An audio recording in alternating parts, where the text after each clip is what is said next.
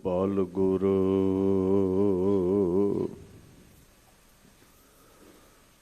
गुर पूरन नारायण है।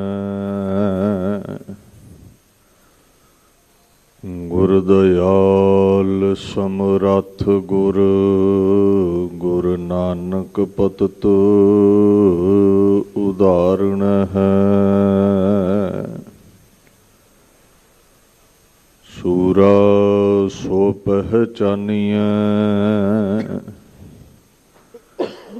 जो लरै दीन कहे तो। पुरजा पुरजा कट मरै कबहू ना छाड़ै खेत। ना साजो ना बाजो ना फौजो ना फर्श। खुदावंद बख्शिंद ऐश्वर्ष।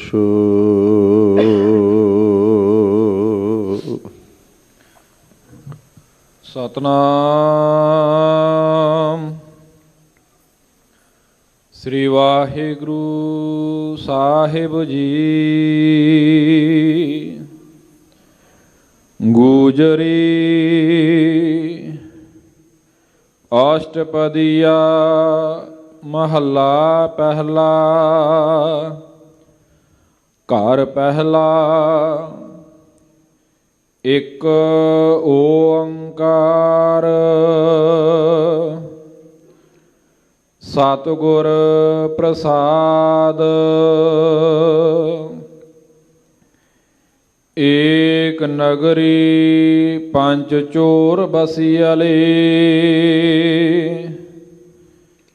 बरजत चोरी धावै त्रिहद समाल रखै जो नानक। मोख मुक्त सो पावै। एक नगरी पंच चोर बसियले। बरजत चोरी धावै त्रिहद समाल रखै जो नानक। मोख मुक्त सो पावै। चेतो बासदेव बनवाली। राम हृदय जप माली। चेतो बासदेव बनवाली। राम हृदय जप माली। रहाऊ। वाहिगुरु जी का खालसा वाहिगुरु जी की फतेह। चवर छतर तखत दे मालक साहिब श्री गुरु ग्रंथ साहिब सच्चे पातशाह जी, जिन्हां दी पावन हजूरी विच आप संगतां सज बैठे हो, वड्डियां भागां वाले हो। अकाल पुरख दे चौथे सरगुण स्वरूप धन धन श्री गुरु रामदास साहिब सच्चे पातशाह जी दे पावन स्थान श्री हरमंदर साहिब दे दर्शन इशनान करन पहुँचे हो। अकाल पुरख दे शब्दा अवतार धन धन श्री गुरु ग्रंथ साहिब सच्चे पातशाह जी श्री हरमंदर साहिब सुभायमान हो करके लोकाई दे भले हित जो श्री मुखवाक बख्शदे ने, जिस दी कथा विचार आप संगतां निता प्रति प्रतख हर धन धन श्री गुरु अर्जन देव महाराज जी दे पावन स्थान ਗੁਰਦੁਆਰਾ ਮੰਜੀ ਸਾਹਿਬ ਦੀਵਾਨ ਹਾਲ ਵਿਖੇ ਸਰਵਣ ਕਰਦੇ ਹੋ। ਆਓ ਆਪਣੇ ਸਮੇਂ ਨੂੰ, ਜੀਵਨ ਨੂੰ ਸਫਲਾ ਕਰਨ ਦੇ ਲਈ ਤੁਰਕੀ ਬਾਣੀ ਦੀ ਵਿਚਾਰ ਦੇ ਨਾਲ ਜੁੜਨਾ ਕਰੀਏ ਜੀ। ਸਤਨਾਮ ਸ੍ਰੀ ਵਾਹਿਗੁਰੂ ਸਾਹਿਬ ਜੀ। ਗੂਜਰੀ ਅਸ਼ਟਪਦੀਆ ਮਹੱਲਾ ਪਹਿਲਾ। ਘਰ ਪਹਿਲਾ। ਧੰਨ ਧੰਨ ਸ੍ਰੀ ਗੁਰੂ ਨਾਨਕ ਦੇਵ ਮਹਾਰਾਜ ਸਾਹਿਬ ਸੱਚੇ ਪਾਤਸ਼ਾਹ ਰਾਗ ਗੁਜਰੀ ਦੇ ਵਿੱਚ ਫੁਰਮਾਨ ਕਰਦੇ ਨੇ। ਅਸ਼ਟਪਦੀ 8 ਪਦਿਆਂ ਵਾਲਾ ਇਹ ਸ਼ਬਦ ਹੈ ਜੋ ਸ੍ਰੀ ਗੁਰੂ ਗ੍ਰੰਥ ਸਾਹਿਬ ਜੀ ਅੰਦਰ 503 ਅੰਗ ਤੇ ਦਰਜ ਹੈ। ਆਪਣੇ ਪਿਆਰੇ ਰਾਗੀ ਸਿੰਘਾਂ ਦੇ ਲਈ ਪਹਿਲੇ ਘਰ ਸੁਰਤਾਲ ਵਿੱਚ ਗਾਉਣ ਦਾ ਗੁਰਾਂ ਵੱਲੋਂ ਹੁਕਮ ਹੈ।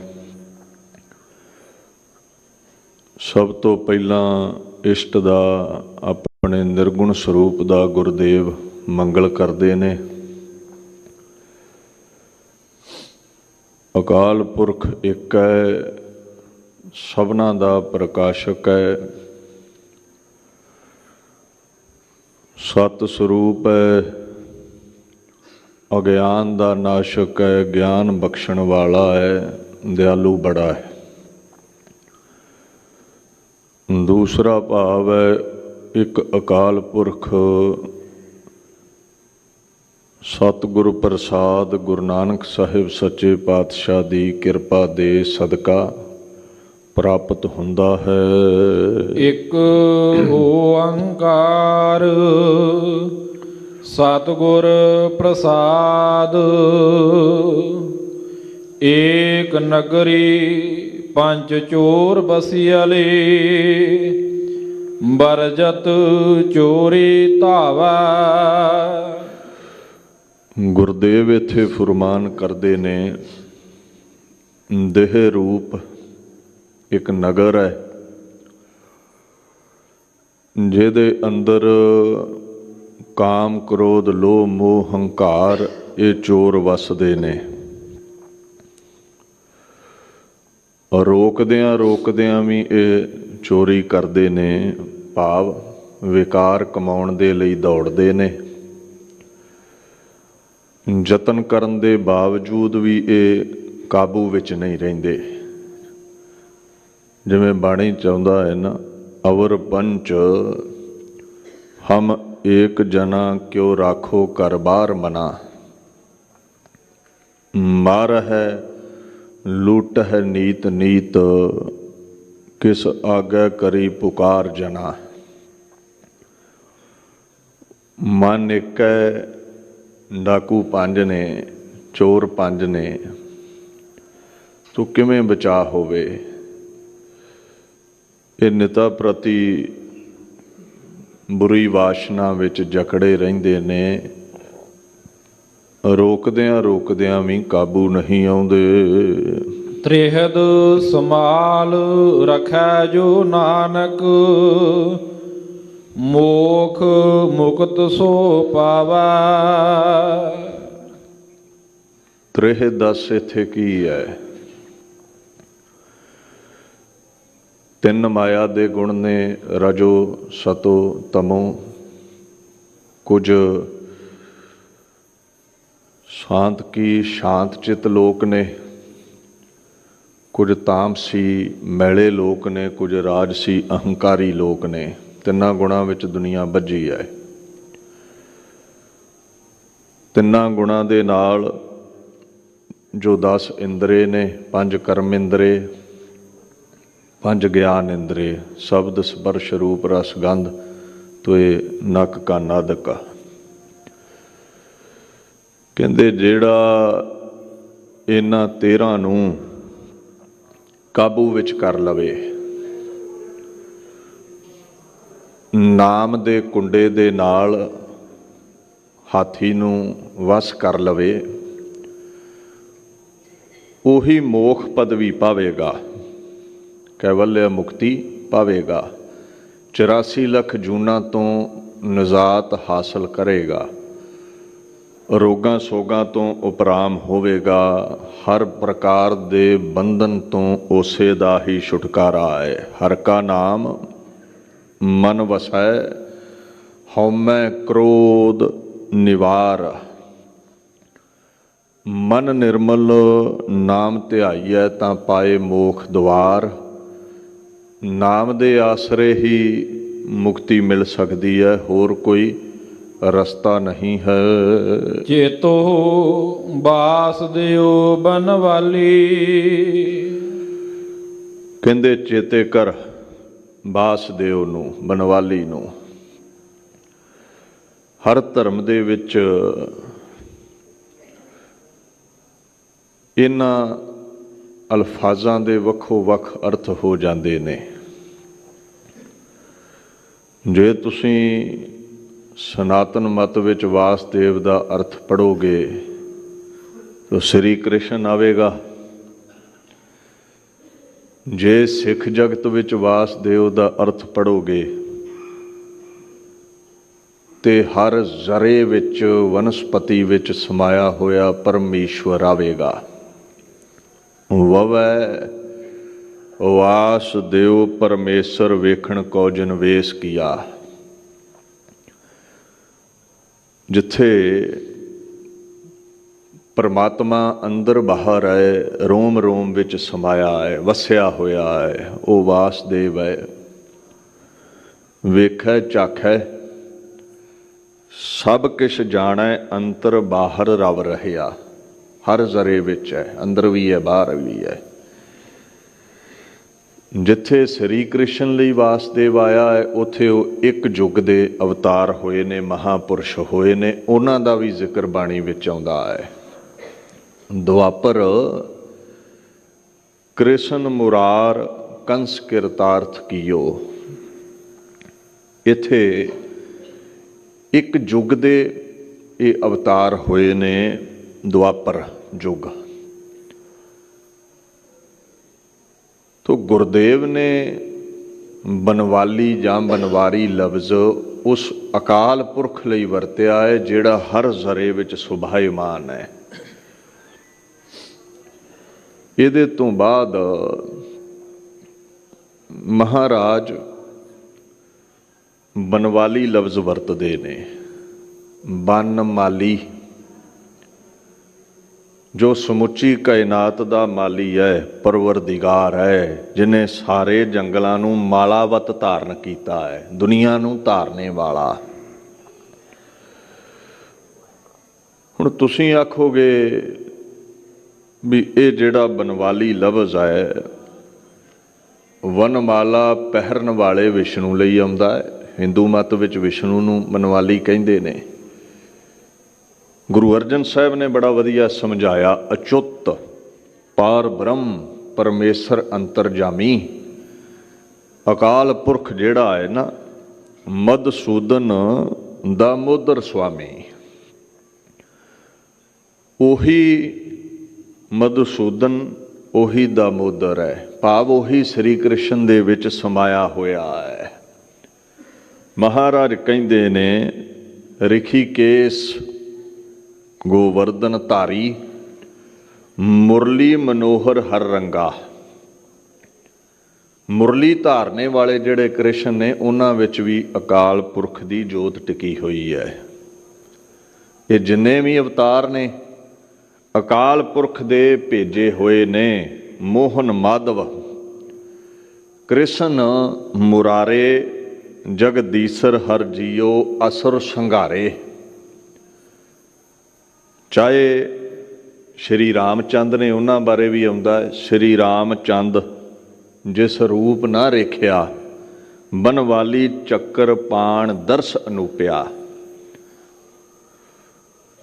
ਉਹਨਾਂ ਮਹਾਂਪੁਰਸ਼ਾਂ ਵਿੱਚ ਵੀ ਪਰਮਾਤਮਾ ਦੀ ਜੋਤ ਪ੍ਰਗਟ ਹੈ। ਅਖੀਰ ਪਾਤਸ਼ਾਹ ਕਹਿੰਦੇ ਨੇ, ਸਹਿਸ ਨੇਤਰ ਮੂਰਤ ਹੈ ਸਹਿਸਾ। ਇੱਕ ਦਾਤਾ ਸਭ ਹੈ ਮੰਗਾ। ਇਹ ਜਿੰਨੇ ਵੀ ਅਵਤਾਰ ਨੇ ਸਾਰੇ ਉਹਦੇ ਦਰ ਦੇ ਹੀ ਮੰਗਤੇ ਨੇ। ਉਹ ਸਭਨਾਂ ਦਾ ਦਾਤਾਰ ਹੈ। ਇੱਦਾਂ ਸਰਗੁਣ ਤੌਰ 'ਤੇ ਹਜ਼ਾਰਾਂ ਹੀ ਉਹਦੇ ਰੂਪ ਨੇ, ਹਜ਼ਾਰਾਂ ਹੀ ਉਹਦੇ ਨੇਤਰ ਨੇ, ਹਜ਼ਾਰਾਂ ਹੀ ਲੱਤਾਂ ਬਾਹਾਂ ਨੇ। ਜਗ ਜੀਵਨ ਅਵਿਨਾਸੀ ਠਾਕੁਰ, ਘਟ ਘਟ ਵਾਸੀ ਹੈ ਸੰਗਾ। ਪਰ ਇਹ ਜਿੰਨੇ ਵੀ ਅਵਤਾਰ ਨੇ ਇਹ ਯੁੱਗਾਂ ਤੱਕ ਸੀਮਿਤ ਨੇ। ਕੋਈ ਦੁਆਪਰ ਦਾ ਆਗੂ ਹੈ, ਕੋਈ ਕਲਯੁਗ ਦਾ ਆਗੂ ਹੈ। ਜਿਹੜਾ ਅਕਾਲ ਪੁਰਖ ਹੈ ਉਹ ਚੌਹਾਂ ਯੁੱਗਾਂ ਦਾ ਮਾਲਕ ਹੈ, ਹਰ ਘਟ ਵਿੱਚ ਵਸਿਆ ਹੈ। ਇਹ ਸਾਰੇ ਹੀ ਅਵਤਾਰ ਉਹਦੇ ਭੇਜੇ ਨੇ, ਉਹਦੀ ਇਹਨਾਂ ਵਿੱਚ ਜੋਤ ਹੈ। ਉਹਦੀਆਂ ਕਲਾ ਲੈ ਕੇ ਦੁਨੀਆ 'ਤੇ ਆਏ ਨੇ, ਦੁਨੀਆ ਦਾ ਉਧਾਰ ਕਰਨ। ਤੋ ਸਮਝ ਲਿਓ, ਹੁਣ ਪਿਤਾ ਲਫ਼ਜ਼ ਹੈ, ਤੁਸੀਂ ਆਪਣੇ ਪਿਤਾ ਲਈ ਵਰਤੋਗੇ, ਮੈਂ ਆਪਣੇ ਪਿਤਾ ਲਈ ਵਰਤਾਂਗਾ। ਤੇ ਜਦੋਂ ਤੁਸੀਂ ਆਪਣੇ ਪਿਤਾ ਲਈ ਇਹ ਲਫ਼ਜ਼ ਵਰਤਦੇ ਹੋ ਤੇ ਇਹਦਾ ਭਾਵ ਮੇਰਾ ਪਿਤਾ ਨਹੀਂ ਹੈ, ਤੁਹਾਡਾ ਪਿਤਾ ਹੈ। ਕਈ ਵਾਰ ਅਲਫਾਜ਼ ਜਿਹੜੇ ਹੁੰਦੇ ਨੇ ਉਹ ਉਹੀ ਹੁੰਦੇ ਨੇ, ਉਹਨਾਂ ਦਾ ਅਰਥ ਡਿਫਰੈਂਸ਼ੀਏਟ ਕਰਦਾ ਹੈ ਹਰ ਧਰਮ ਦੇ ਵਿੱਚ। ਜਿਵੇਂ ਸਨਾਤਨ ਮਤ ਵਿੱਚ ਰਾਮ ਲਫ਼ਜ਼ ਸ਼੍ਰੀ ਰਾਮ ਚੰਦਰ ਮਹਾਰਾਜ ਲਈ ਆਉਂਦਾ ਹੈ। ਗੁਰੂ ਗ੍ਰੰਥ ਸਾਹਿਬ ਦੇ ਵਿੱਚ ਰਾਮ ਲਫ਼ਜ਼ ਰਮਤ ਰਾਮ ਸਭ ਰਹਿਓ ਸਮਾਏ, ਚੌਹਾਂ ਯੁੱਗਾਂ ਵਿੱਚ ਜਿਹੜਾ ਹਰ ਜ਼ਰੇ ਅੰਦਰ ਸਮਾਇਆ ਹੈ ਉਹਦੇ ਲਈ ਆਉਂਦਾ ਹੈ। ਕਿਧਰੇ ਕਿਧਰੇ ਸ਼੍ਰੀ ਰਾਮ ਚੰਦਰ ਲਈ ਵੀ ਇਹ ਲਫ਼ਜ਼ ਆਇਆ ਹੈ, ਰਾਮ ਗਇਓ ਰਾਵਣ ਗਇਓ ਜਾਂ ਕੋ ਬਹੁ ਪਰਿਵਾਰ। ਖੈਰ ਗੁਰਦੇਵ ਕਹਿੰਦੇ ਨੇ ਵਸੁਦੇਵ ਬਨਵਾਲੀ ਨੂੰ ਚੇਤੇ ਕਰ, ਧਿਆਨ ਧਾਰਿਆ ਕਰ ਉਸਦੇ ਨਾਮ ਦਾ। ਰਾਮ ਹਿਰਦੈ ਜਪ ਮਾਲੀ, ਰਮੇ ਹੋਏ ਰਾਮ ਨੂੰ ਜ਼ਿਹਨ ਵਿੱਚ ਟਿਕਾ ਲਾ, ਉਹਦੇ ਨਾਮ ਦੀ ਮਾਲਾ ਫੇਰ, ਜਾਂ ਆਪਣੇ ਸਾਹਾਂ ਦੇ ਧਾਗੇ ਵਿੱਚ ਰਾਮ ਦੇ ਨਾਮ ਦੇ ਮਣਕੇ ਪਰੋਲਾ। ਮਾਲਾ ਦਾ ਵੀ ਕਿਧਰੇ ਬਾਣੀ 'ਚ ਖੰਡਨ ਨਹੀਂ ਹੈ। ਕਈ ਵਾਰ ਬਾਹਰ ਮੁਖੀ ਮਾਲਾ ਦਾ ਖੰਡਨ ਕਰਕੇ ਅਸੀਂ ਇੱਥੇ ਹੀ ਆ ਜਾਂਦੇ, ਨਹੀਂ ਜੀ ਇੱਥੇ ਤੇ ਨਾਮ ਜਪਣ ਨੂੰ ਹੀ ਮਾਲਾ ਕਿਹਾ ਹੈ। ਕਬੀਰ ਦੀ ਮਾਂ ਤੇ ਕਹਿੰਦੀ ਕਬੀਰ ਸਾਰੀ ਦਿਹਾੜੀ ਮਾਲਾ ਲੈ ਕੇ ਬੈਠੇ ਰਹਿੰਦੇ ਨੇ, ਕਿੱਥੇ ਦੌੜੋਗੇ? ਇਹ ਪੰਕਤੀਆਂ ਕਿੱਥੇ ਲੈ ਜਾਓਗੇ? ਹਮਾਰੇ ਕੁਲ ਕੌਨੇ ਰਾਮ ਕਹਿਓ, ਜਬ ਕੀ ਮਾਲਾ ਲਈ ਨਿਪੁੱਤੇ ਤਬ ਤੇ ਸੁਖ ਨਾ ਭਇਓ। ਇਹ ਕਮਾਈ ਛੱਡ ਗਿਆ ਹੈ, ਖੱਡੀ 'ਚ ਜਾਂਦਾ ਹੀ ਨਹੀਂ ਜੁਲਾਇਆ, ਇਹ ਮਾਲਾ ਲੈ ਕੇ ਬੈਠਾ ਰਹਿੰਦਾ। ਦਿਖਾਵਾ ਕਰੋ ਤੇ ਧਾਰਮਿਕ ਲਿਬਾਸ ਪਖੰਡ ਹੈ। ਤੇ ਜੇ ਅੰਤਰਲਿਵ ਜੁੜੀ ਹੋਈ ਹੈ ਤੇ ਫਿਰ ਸਭ ਸਫਲਾ ਹੈ। ਕਈ ਵਾਰ ਲੋਕ ਵੇਖਣ ਤੇ ਬੰਦਾ ਮਾਲਾ ਕੱਢ ਲੈਂਦਾ ਹੈ ਵੀ ਬੜੀ ਮਾਲਾ ਫੇਰਦਾ, ਪੂਜਾ ਪ੍ਰਤਿਸ਼ਠਾ ਹੋਵੇ। ਜਦੋਂ ਕੋਈ ਵੇਖੇ ਨਾ ਉਦੋਂ ਨਾਮ ਜਪਦਾ ਹੀ ਨਹੀਂ ਹੈ, ਉਦੋਂ ਮਾਲਾ ਜੇਬ 'ਚ ਪਾ ਲੈਂਦਾ। ਇਹ ਵਿਖਾਵਾ ਹੋ ਗਿਆ। ਲੋਕਾਂ ਸਾਹਮਣੇ ਜਪਦਾ ਹੈ ਤੇ ਜਦੋਂ ਨਹੀਂ ਕੋਈ ਵੇਂਦਾ ਉਦੋਂ ਵੀ ਜਪਿਆ ਕਰ, ਫਿਰ ਮਾਲਾ ਫੇਰੀ ਸਫਲੀ ਹੈ। ਤੋ ਮਹਾਰਾਜ ਕਹਿੰਦੇ ਰਾਮ ਦੇ ਨਾਮ ਦੀ ਜਪਮਾਲਾ ਜਪਿਆ ਕਰੋ, ਉਹਦੇ ਗੀਤ ਗਾਇਆ ਕਰੋ। ਰਹਾਉ ਉਰਦ ਮੂਲ ਜਿਸ ਸਾਖ ਤਲਾਹਾ, ਚਾਰ ਵੇਦ ਜਿਤ ਲਾਗੀ। ਉਹ ਜਿਹੜਾ ਪਰਮੇਸ਼ਵਰ ਹੈ ਉਹ ਮਾਇਆ ਦਾ ਮੂਲ ਹੈ, ਮਾਇਆ ਦੇ ਪ੍ਰਭਾਵ ਤੋਂ ਉੱਚਾ ਹੈ। ਉਹ ਉੱਪਰ ਉੱਠਿਆ ਹੋਇਆ ਹੈ ਮਾਇਆ ਤੋਂ, ਮਾਇਆ ਉਹਦੇ ਅਧੀਨ ਚੱਲਦੀ ਹੈ। ਉਰਦ ਉੱਚਾ ਬੜਾ ਹੈ ਉਹ ਜਿਹੜਾ ਪ੍ਰਮਾਤਮਾ ਹੈ। ਇਹ ਦੁਨੀਆ ਜਿਹੜੀ ਪ੍ਰਫੁੱਲਤ ਹੈ ਇਹ ਉਹਦੀਆਂ ਸ਼ਾਖਾਵਾਂ ਨੇ, ਤੇ ਜਿਹੜੇ ਧਾਰਮਿਕ ਗ੍ਰੰਥ ਨੇ ਇਹ ਉਹਦੇ ਪੱਤੇ ਨੇ। ਵੇਦ ਆਦਿਕ ਗ੍ਰੰਥਾਂ ਦੇ ਵਿੱਚ ਬ੍ਰਹਮ ਦੀ ਵਡਿਆਈ ਹੈ, ਮਾਇਆ ਦੀ ਪ੍ਰਬਲਤਾ ਦਰਸਾਈ ਹੋਈ ਹੈ ਵੀ ਕਿਵੇਂ ਦੁਨੀਆ ਤੇ ਪ੍ਰਭਾਵ ਪਾਉਂਦੀ ਹੈ। ਸਹਿਜ ਭਾਈ ਜਾਏ ਤੇ ਨਾਨਕ, ਪਾਰ ਬ੍ਰਹਮ ਲਿਵ ਜਾਗੀ। ਧਾਰਮਿਕ ਗ੍ਰੰਥ ਵੀ ਇਹੀ ਕਥਨ ਕਰਦੇ ਨੇ, ਸਹਿਜ ਭਾਵ ਵਿੱਚ, ਸ਼ਾਂਤੀ ਵਿੱਚ, ਆਨੰਦ ਵਿੱਚ ਟਿਕੇ ਪਰਮਾਤਮਾ ਦੇ ਗੀਤ ਗਾਓ, ਫਿਰ ਤੁਹਾਡੇ ਤੇ ਮਾਇਆ ਦਾ ਪ੍ਰਭਾਵ ਨਹੀਂ ਪਵੇਗਾ। ਪਰਮਾਤਮਾ ਦੇ ਚਰਨਾਂ ਵਿੱਚ ਲਿਵ ਲਾਓ, ਸਹਿਜ ਕਰਕੇ, ਭਾਵ ਗਿਆਨ ਕਰਕੇ, ਸਹਿਜ ਕਰਕੇ, ਭਾਵ ਸ਼ਾਂਤੀ ਕਰਕੇ, ਟਿਕਾ ਕਰਕੇ ਉਹਦੇ ਚਰਨਾਂ ਵਿੱਚ ਜੁੜ ਜਾਓ। ਭਾਏ ਤੋਂ ਭਾਵ ਹੈ ਉਹਦੇ ਪਿਆਰ ਵਿੱਚ ਜੁੜ ਜਾਓ। ਲਿਵ ਕੀ ਹੈ? ਲਿਵ ਦਾ ਭਾਵ ਹੁੰਦਾ ਹੈ ਬਿਰਤੀ ਨੂੰ ਇੱਕ ਬਿੰਦੂ ਵੱਲ ਕੇਂਦਰਿਤ ਕਰਨਾ, ਸੰਸਾਰ ਵੱਲੋਂ ਬਿਰਤੀ ਨੂੰ ਤੋੜ ਕੇ ਨਿਰੰਕਾਰ ਵਿੱਚ ਜੋੜਨਾ। ਤੋ ਇੱਦਾਂ ਫਿਰ ਜਦੋਂ ਬਿਰਤੀ ਜੁੜੇਗੀ ਫਿਰ ਮਾਇਆ ਦਾ ਪ੍ਰਭਾਵ ਨਹੀਂ ਪਵੇਗਾ। ਪਾਰ ਜਾਤ ਘਰ ਆਂਗਣ ਮੇਰਾ, ਪਾਹੁਪ ਪਤਰ ਤਤ ਡਾਲਾ। ਸਨਾਤਨ ਮਤ ਦੇ ਵਿੱਚ ਇੱਕ ਪਾਰਜਾਤ ਰੁੱਖ ਗਿਣੀਦਾ ਹੈ। ਪਾਰ ਭਾਵ ਸਮੁੰਦਰ ਤੋਂ ਪੈਦਾ ਹੋਇਆ ਜਿਹੜਾ ਰੁੱਖ ਹੈ। ਜਦੋਂ ਸਮੁੰਦਰ ਰਿੜਕਿਆ ਸੀ ਨਾ ਦੇਵਤਿਆਂ ਨੇ, ਉਦੋਂ ਇੱਕ ਰੁੱਖ ਨਿਕਲਿਆ ਸੀ। ਇਹ ਦੇਵਲੋਕ ਵਿੱਚ ਮੰਨੀਦਾ ਹੈ। ਕਹਿੰਦੇ ਇੱਕ ਵਾਰ ਕ੍ਰਿਸ਼ਨ ਮਹਾਰਾਜ ਇੰਦਰਦੇਵ ਨੂੰ ਮਿਲੇ। ਹੁਣ ਇੱਕ ਤਰਫ ਇੰਦਰ ਦੀ ਇਸਤਰੀ ਸਚੀ ਹੈ ਜਿਹਨੂੰ ਇਹ ਰੁੱਖ ਬੜਾ ਪਿਆਰਾ ਹੈ, ਤੇ ਦੂਜੇ ਬੰਨੇ ਸ੍ਰੀ ਕ੍ਰਿਸ਼ਨ ਮਹਾਰਾਜ ਦੀ ਘਰਵਾਲੀ ਹੈ ਸਤਿਅਭਾਮਾ, ਉਹਨੂੰ ਰੁੱਖ ਬੜਾ ਪਿਆਰਾ ਹੈ। ਉਹ ਕਹਿੰਦੀ ਰੁੱਖ ਮੈਨੂੰ ਚਾਹੀਦਾ ਹੈ। ਇੰਦਰ ਦੇਵ ਤੇ ਕ੍ਰਿਸ਼ਨ ਦੇਵ ਦਾ ਯੁੱਧ ਹੋ ਗਿਆ। ਇੰਦਰ ਹਾਰਿਆ। ਸ੍ਰੀ ਕ੍ਰਿਸ਼ਨ ਉਹ ਜਿਹੜਾ ਰੁੱਖ ਹੈ ਉਹ ਲੈ ਕੇ ਦੇਵਲੋਕ ਤੋਂ ਆਪਣੇ ਨਗਰ ਆਏ। ਇਹ ਐਵੇਂ ਵਾਧੂ ਦੀਆਂ ਕਹਾਣੀਆਂ ਨਹੀਂ, ਗੁਰੂ ਗ੍ਰੰਥ ਸਾਹਿਬ ਵਿੱਚ ਇਹਦਾ ਜ਼ਿਕਰ ਹੈ। ਤੇ ਜੋ ਗੁਰੂ ਗ੍ਰੰਥ ਸਾਹਿਬ ਵਿੱਚ ਆ ਗਿਆ ਉਹ ਪੱਥਰ ਤੇ ਲਕੀਰ ਹੈ। ਬਾਣੀ ਨੂੰ ਮਿੱਥ ਕਹਿਣ ਵਾਲੇ ਨਰਕਾਂ ਨੂੰ ਹੀ ਜਾਂਦੇ ਹੁੰਦੇ ਨੇ। ਧਿਆਨ ਦਿਓ, ਗੁਰੂ ਦਾ ਹੁਕਮ ਹੈ ਬੋਲੀਐ ਸੱਚ ਧਰਮ ਝੂਠ ਨਾ ਬੋਲੀਐ। ਸੱਚ ਬੋਲਣਾ ਹੈ ਤੇ ਆਪ ਮਿੱਥ ਉਦਾਹਰਨਾਂ ਗੁਰੂ ਕਿਉਂ ਦੇਵੇਗਾ? ਪੁੱਛੋ ਜੀ ਇਹ ਆ ਕਹਾਣੀ ਸੱਚੀ ਹੈ ਪਾਰਜਾਤ ਵਾਲੀ? ਤੋ ਗੁਰੂ ਗ੍ਰੰਥ ਸਾਹਿਬ ਵਿੱਚ ਆਉਂਦਾ ਹੈ ਪਾਰਜਾਤ ਗੋਪੀ ਲੈ ਆਇਆ, ਬਰਿੰਦਰਾ ਬਨ ਮਹਿ ਰੰਗ ਕੀਆ। ਗੋਪੀ ਦੇ ਕਹਿਣ ਤੇ, ਸਤਿਅਭਾਮਾ ਦੇ ਕਹਿਣ ਤੇ ਸ੍ਰੀ ਕ੍ਰਿਸ਼ਨ ਪਾਰਜਾਤ ਰੁੱਖ ਲੈ ਆਇਆ ਔਰ ਬਰਿੰਦਰਾ ਬਨ ਦੇ ਵਿੱਚ ਆਨੰਦ ਲੈਂਦਾ ਰਿਹਾ। ਖੈਰ, ਚਾਹੇ ਪਾਰਜਾਤ ਰੁੱਖ ਹੈ ਤੇ ਚਾਹੇ ਕਾਮਧੇਨ ਗਊ ਹੈ ਜੋ ਹਰ ਕਾਮਨਾ ਪੂਰੀ ਕਰਦੀ ਹੈ। ਹਿੰਦੂਆਂ ਲਈ ਚਾਹੇ ਇਹਨਾਂ ਦੀ ਹਸਤੀ ਵੱਖਰੀ ਹੈ, ਰੁੱਖ ਹੈ ਤੇ ਗਊ ਹੈ। ਸਿੱਖਾਂ ਲਈ ਕੀ ਹੈ? ਪਾਰਜਾਤ ਇਹ ਹਰ ਕੋ ਨਾਮ, ਕਾਮਧੇਨ ਹਰ ਹਰ ਗੁਣ ਗਾਮ। ਸਿੱਖਾਂ ਦੀ ਕਾਮਨਾ ਪੂਰੀ ਕਰਨ ਵਾਲਾ ਅਕਾਲ ਪੁਰਖ ਦਾ ਨਾਮ ਹੀ ਹੈ। ਉਹਨੂੰ ਹੀ ਅਸੀਂ ਪਾਰਜਾਤ ਕਰਕੇ ਮੰਨਦੇ ਹਾਂ, ਉਹਨੂੰ ਹੀ ਕਾਮਧੇਨ ਗਊ ਕਰਕੇ ਮੰਨਦੇ ਹਾਂ। ਤੋ ਗੁਰਦੇਵ ਕਹਿੰਦੇ ਨੇ ਜਿਹੜਾ ਪਰਮਾਤਮਾ ਦੀ ਯਾਦ ਵਿੱਚ ਲਿਵ ਲਾਉਂਦਾ ਹੈ, ਉਹਦੇ ਆਂਗਨ ਵਿੱਚ, ਉਹਦੇ ਹਿਰਦੇ ਰੂਪੀ ਵਿਹੜੇ ਦੇ ਵਿੱਚ ਇਹ ਜਿਹੜਾ ਪਾਰਜਾਤ ਰੂਪੀ ਪਰਮੇਸ਼ਵਰ ਹੈ ਉਹ ਪ੍ਰਗਟ ਹੋ ਜਾਂਦਾ ਹੈ। ਇਹ ਸੰਸਾਰ, ਇਹ ਖੰਡ, ਇਹ ਬ੍ਰਹਿਮੰਡ, ਇਹ ਸੁਖ ਜਿਹਦੇ ਫਲ ਪੌਦੇ ਹਨ। ਸਰਬ ਜੋਤ ਨਿਰੰਜਨ ਸੰਭੂ, ਛੋਡੋ ਬਹੁਤ ਜੰਜਾਲਾ। ਸ਼ੰਭੂ ਸੁਤੇ ਸਿੱਧ ਜੋ ਪ੍ਰਕਾਸ਼ਵਾਨ ਹੈ।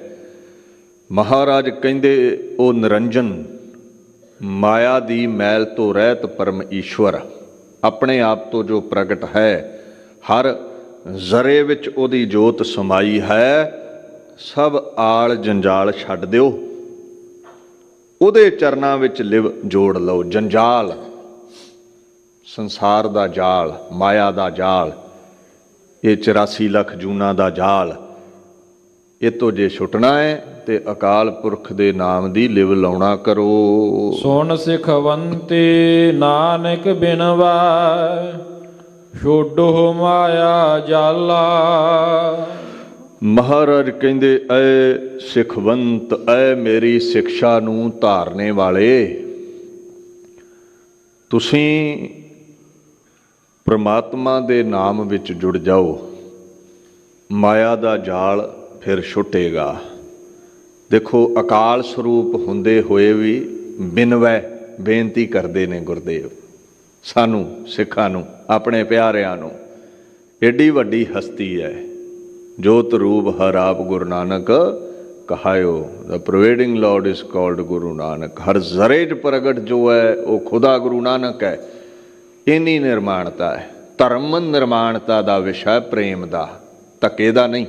ਧੱਕੇ ਨਾਲ ਧਰਮ ਨਹੀਂ ਪ੍ਰਫੁੱਲਤ ਹੁੰਦੇ, ਪ੍ਰੇਮ ਨਾਲ।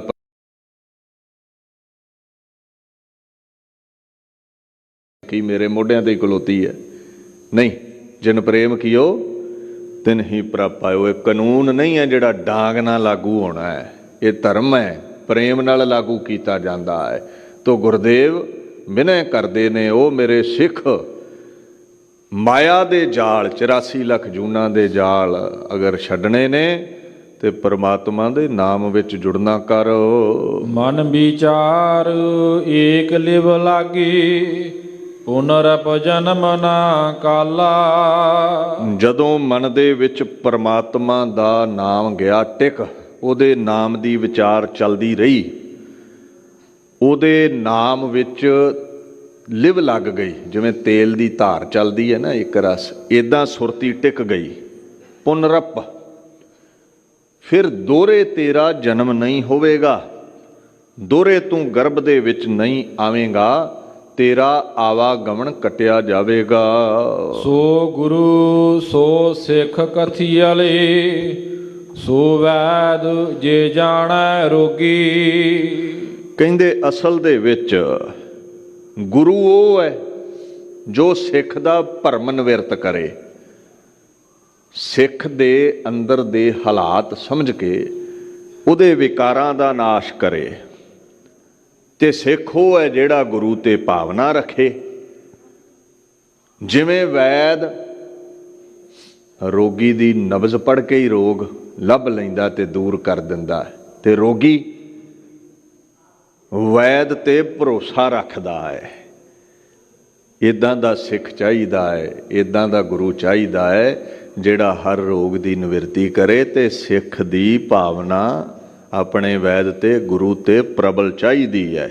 ਤੋ ਮਹਾਰਾਜ ਕਹਿੰਦੇ ਨੇ ਐਸਾ ਗੁਰੂ ਚੇਲਾ, ਐਸਾ ਮੁਰਸ਼ਦ ਮੁਰੀਦ ਚਾਹੀਦਾ ਹੈ। ਜਿਸ ਕਾਰਨ ਕੰਮ ਨਾ ਧੰਦਾ ਨਾਹੀ, ਧੰਦਾ ਗਿਰਹਿ ਜੋਗੀ। ਗੁਰੂ ਐਸਾ ਹੋਵੇ ਜਿਹੜਾ ਸੰਸਾਰ ਦੇ ਧੰਦਿਆਂ ਤੋਂ ਉਪਰਾਮ ਹੋਵੇ। ਚੇਲਾ ਐਸਾ ਹੋਵੇ ਜਿਹੜਾ ਗੁਰੂ ਦਾ ਉਪਦੇਸ਼ ਲੈ ਕੇ ਵਿਕਾਰਾਂ ਤੋਂ, ਸੰਸਾਰ ਤੋਂ ਵਿਰਕਤ ਹੋ ਜਾਵੇ। ਤੇ ਜੇ ਕਿਧਰੇ ਤੁਹਾਨੂੰ ਗੁਰੂ ਚੇਲਾ ਸੰਸਾਰ ਕਮਾਉਂਦੇ ਦਿਖਣ, ਭਾਵ ਗ੍ਰਸਤ ਵਿੱਚ ਦਿਖਣ, ਤੇ ਸਮਝ ਲਿਓ ਉਹ ਇਉਂ ਨਿਰਲੇਪ ਨੇ, ਸੰਸਾਰ ਵਿੱਚ ਰਹਿੰਦੇ ਜਿਵੇਂ ਕਮਲ ਦਾ ਫੁੱਲ ਛੱਪੜ ਵਿੱਚ ਰਹਿੰਦਾ ਵੀ ਨਿਰਲੇਪ ਹੈ। ਗੁਰਦੇਵ ਵੇਖੋ ਗ੍ਰਸਤੀ ਹੋਏ ਨੇ, ਗੁਰੂ ਨਾਨਕ ਸਾਹਿਬ ਤੋਂ ਲੈ ਕੇ ਗੁਰੂ ਗੋਬਿੰਦ ਸਿੰਘ ਤਾਈਂ ਬਹੁਤਾਤ ਵਿੱਚ ਗ੍ਰਸਤ ਨੂੰ ਧਾਰਨੇ ਵਾਲੇ ਹੋਏ ਨੇ। ਸੰਸਾਰ ਵਿੱਚ ਰਹਿੰਦੇ ਹੋਏ ਵੀ ਧੰਦਿਆਂ ਤੋਂ ਉਪਰਾਮ ਨੇ। ਨਾਨਕ ਸਤਿਗੁਰ ਭੇਟਿਆ ਪੂਰੀ ਹੋਵੇ ਜੁਗਤ, ਹਸੰਦਿਆਂ ਖੇਲੰਦਿਆਂ ਪੈਨੰਦਿਆਂ ਖਾਵੰਦਿਆਂ ਵਿੱਚੈ ਹੋਵੇ ਮੁਕਤ। ਗੁਰੂ ਦੇ ਧਾਰਨੇ ਵਾਲਾ ਜਿਹੜਾ ਮੁਰੀਦ ਹੈ, ਹੱਸਦਿਆਂ ਖੇਡਦਿਆਂ ਸੰਸਾਰ ਵਿੱਚ ਵਿਚਰਦਿਆਂ ਗ੍ਰਸਤ ਵਿੱਚ ਉਪਰਾਮ ਹੋ ਜਾਂਦਾ ਹੈ, ਭਵ ਸਾਗਰ ਤੋਂ ਤਰ ਜਾਂਦਾ ਹੈ। ਕਾਮ ਕ੍ਰੋਧ ਅਹੰਕਾਰ ਤਜੀਅਲੇ, ਲੋਭ ਮੋਹ ਤਿਸ ਮਾਇਆ। ਗੁਰੂ ਦੀ ਸ਼ਰਨ ਆ ਕੇ ਨਾਮ ਜਪਦਾ ਹੋਇਆ ਉਹ ਕਾਮ ਕ੍ਰੋਧ ਅਹੰਕਾਰ ਤੋਂ ਵੱਖ ਹੋ ਜਾਂਦਾ ਹੈ। ਉਹਦੇ ਅੰਦਰ ਲੋਭ ਨਹੀਂ ਰਹਿੰਦਾ, ਦੂਸਰਿਆਂ ਦੇ ਪਦਾਰਥ ਖੋਹਣ ਦੀ ਇੱਛਾ ਨਹੀਂ ਰਹਿੰਦੀ, ਉਹਨੂੰ ਸੰਸਾਰ ਦਾ ਮੋਹ ਨਹੀਂ ਰਹਿੰਦਾ। ਉਹਦੇ ਅਤੇ ਪ੍ਰਮਾਤਮਾ ਦੇ ਦਰਮਿਆਨ ਜੋ ਰੋਕਾਂ ਨੇ, ਜੋ ਮਾਇਆ ਹੈ, ਉਹ ਨਹੀਂ ਰਹਿੰਦੀ, ਪ੍ਰਮਾਤਮਾ 'ਚ ਇਕਮਿਕ ਹੋ ਜਾਂਦਾ ਹੈ। ਮਨ ਤਤ ਅਵਗਤ ਧਿਆਇਆ, ਗੁਰ ਪ੍ਰਸਾਦੀ ਪਾਇਆ।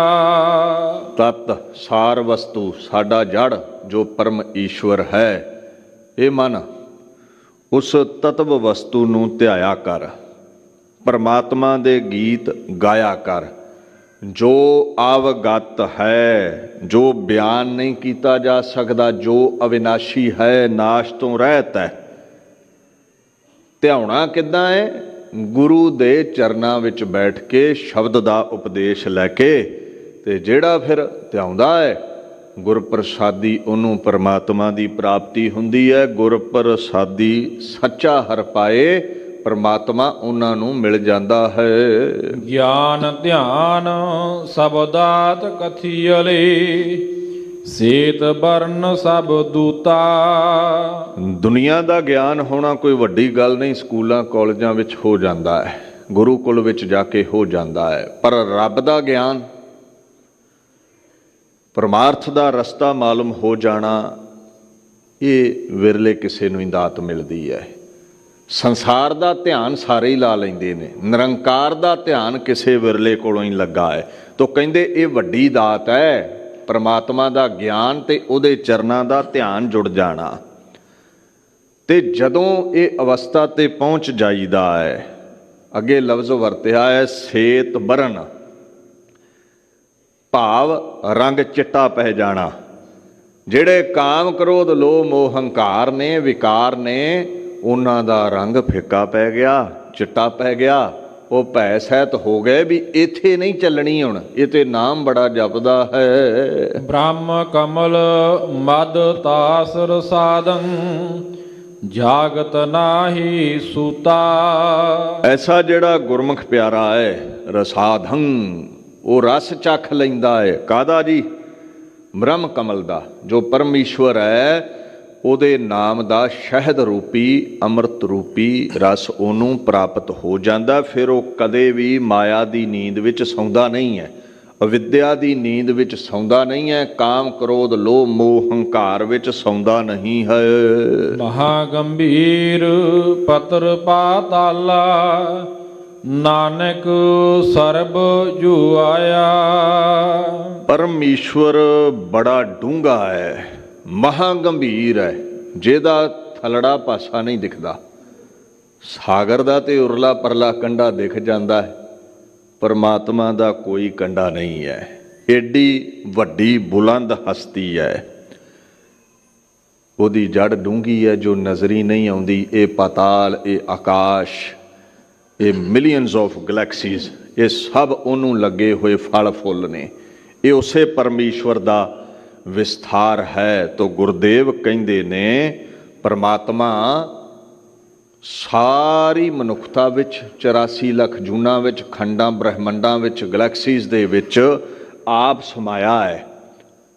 ਹਰ ਜ਼ਰੇ ਦੇ ਵਿੱਚ ਉਹਦੀ ਜੋਤ ਜੁੜੀ ਹੋਈ ਹੈ, ਉਹਦਾ ਸੰਜੋਗ ਬਣਿਆ ਹੋਇਆ। ਜੋ ਆਇਆ ਕੀ ਹੁੰਦਾ? ਸੰਬੰਧਿਤ ਹੋਣਾ।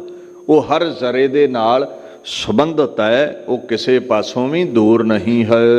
ਉਪਦੇਸ਼ ਗੁਰੂ ਮਮ ਪੁਨਹਿ ਨ ਗਰਬੰ, ਬਿਖ ਤਜ ਅੰਮ੍ਰਿਤ ਪੀ ਆਇਆ।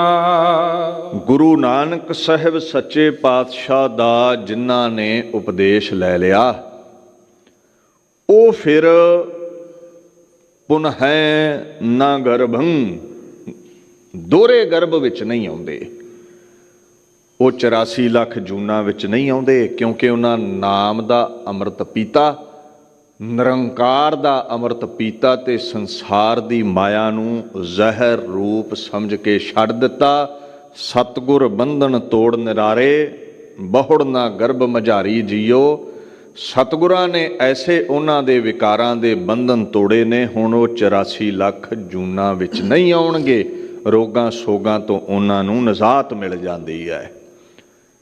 ਇੱਥੇ ਦਾਸ ਸ਼੍ਰੀ ਮੁਖਵਾਕ ਦੀ ਵਿਚਾਰ ਨੂੰ ਵਿਸ਼ਰਾਮ ਦਿੰਦਾ ਹੈ। ਅੱਜ ਇੱਕ ਮਹਾਨ ਸ਼ਹੀਦੀ ਦਿਹਾੜਾ ਹੈ, ਉਸ ਦੀ ਵਿਚਾਰ ਵੱਲ ਮੈਂ ਵਧਦਾ ਹਾਂ।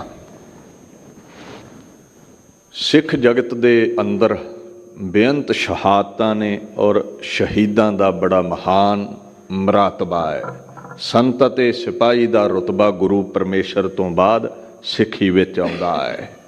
ਤੁਸੀਂ ਰੋਜ਼ ਤੇ ਬਾਣੀ ਵਿੱਚ ਪੜ੍ਹਦੇ ਹੋ, ਜਾਂ ਕੋ ਹਰ ਰੰਗ ਲਾਗੋ ਇਸ ਜੁਗ ਮਹਿਸੋ ਕਈਤ ਹੈ ਸੂਰਾ।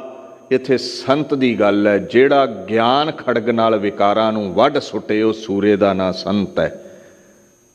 ਦੂਸਰਾ ਇੱਥੇ ਸ਼ਹੀਦ ਦਾ ਅਦਬ ਹੈ, ਜੋ ਸਿਪਾਹੀ ਹੈ, ਦੀਨ ਲਈ ਸਿਰ ਦਿੰਦਾ। ਸੂਰਾ ਸੋ ਪਹਿਚਾਨੀਐ ਜੋ ਲਰੈ ਦੀਨ ਕੈ ਹੇਤ, ਪੁਰਜਾ ਪੁਰਜਾ ਕਟ ਮਰੈ ਕਬਹੂ ਨਾ ਛਾਡੈ ਖੇਤ। ਮਰਨ ਮੁਨਸਾ ਸੂਰਿਆਂ ਹੱਕ ਹੈ, ਜੋ ਹੋਏ ਮਰਨ ਪ੍ਰਵਾਣੋ ਸੂਰੇ ਸੇਈ ਆਗੈ ਆਖੀਐ ਦਰਗਹ ਪਾਵਹਿ ਸਾਚੀ ਮਾਣੋ। ਜਿਹੜੇ ਦੀਨ ਲਈ ਸਿਰ ਦਿੰਦੇ ਨੇ ਇੱਥੇ ਵੀ ਮਾਣ ਤੇ ਦਰਗਾਹ ਵਿੱਚ ਵੀ ਉਹਨਾਂ ਨੂੰ ਮਾਣ ਮਿਲਦਾ ਹੈ। ਮੇਰਾ ਭਾਵ ਹੈ ਅੱਜ ਦੇ ਦਿਨ 6 ਜਨਵਰੀ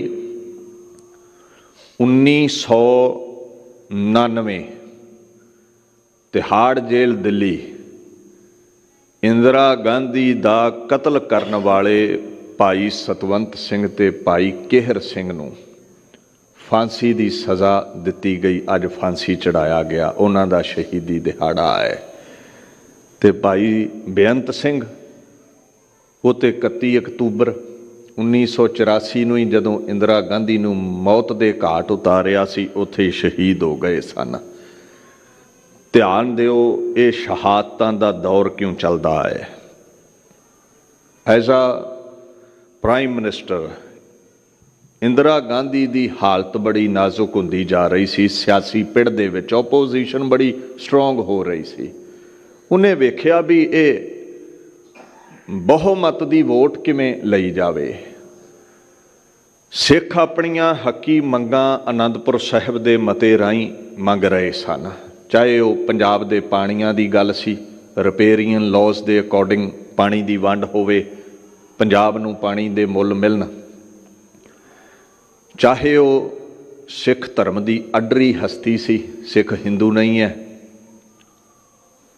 ਚਾਹੇ ਉਹ ਰਾਜਾਂ ਨੂੰ ਵੱਧ ਅਧਿਕਾਰ ਦੇਣ ਦੀ ਗੱਲ ਸੀ। ਇੰਦਰਾ ਗਾਂਧੀ ਨੇ ਜਾਣ ਬੁੱਝ ਕੇ ਮੀਡੀਏ ਰਾਹੀਂ ਸੰਤ ਜਰਨੈਲ ਸਿੰਘ ਭਿੰਡਰਾਂ ਵਾਲਿਆਂ ਨੂੰ, ਸਿੱਖ ਜਗਤ ਨੂੰ, ਆਨੰਦਪੁਰ ਦੇ ਮਤੇ ਨੂੰ, ਧਰਮ ਯੁੱਧ ਮੋਰਚੇ ਨੂੰ ਡਿਫੇਮ ਕੀਤਾ ਵੀ ਇਹ ਅੱਤਵਾਦ ਦੀ, ਵੱਖਵਾਦ ਦੀ, ਭਾਰਤ ਨੂੰ ਚੀਰਨ ਦੀ, ਪਾੜਨ ਦੀ ਗੱਲ ਕਰਦੇ ਨੇ। ਤਕਰੀਬਨ ਹੀ 90% ਹਿੰਦੂਆਂ ਦੇ ਮਨ ਵਿੱਚ ਇਹ ਬਹਿ ਗਿਆ ਸੀ ਵੀ ਸੰਤ ਜਰਨੈਲ ਸਿੰਘ ਆਤੰਕਵਾਦੀ ਨੇ, ਸਿੱਖ ਵੱਖਵਾਦੀ ਨੇ, ਅੱਤਵਾਦੀ ਨੇ।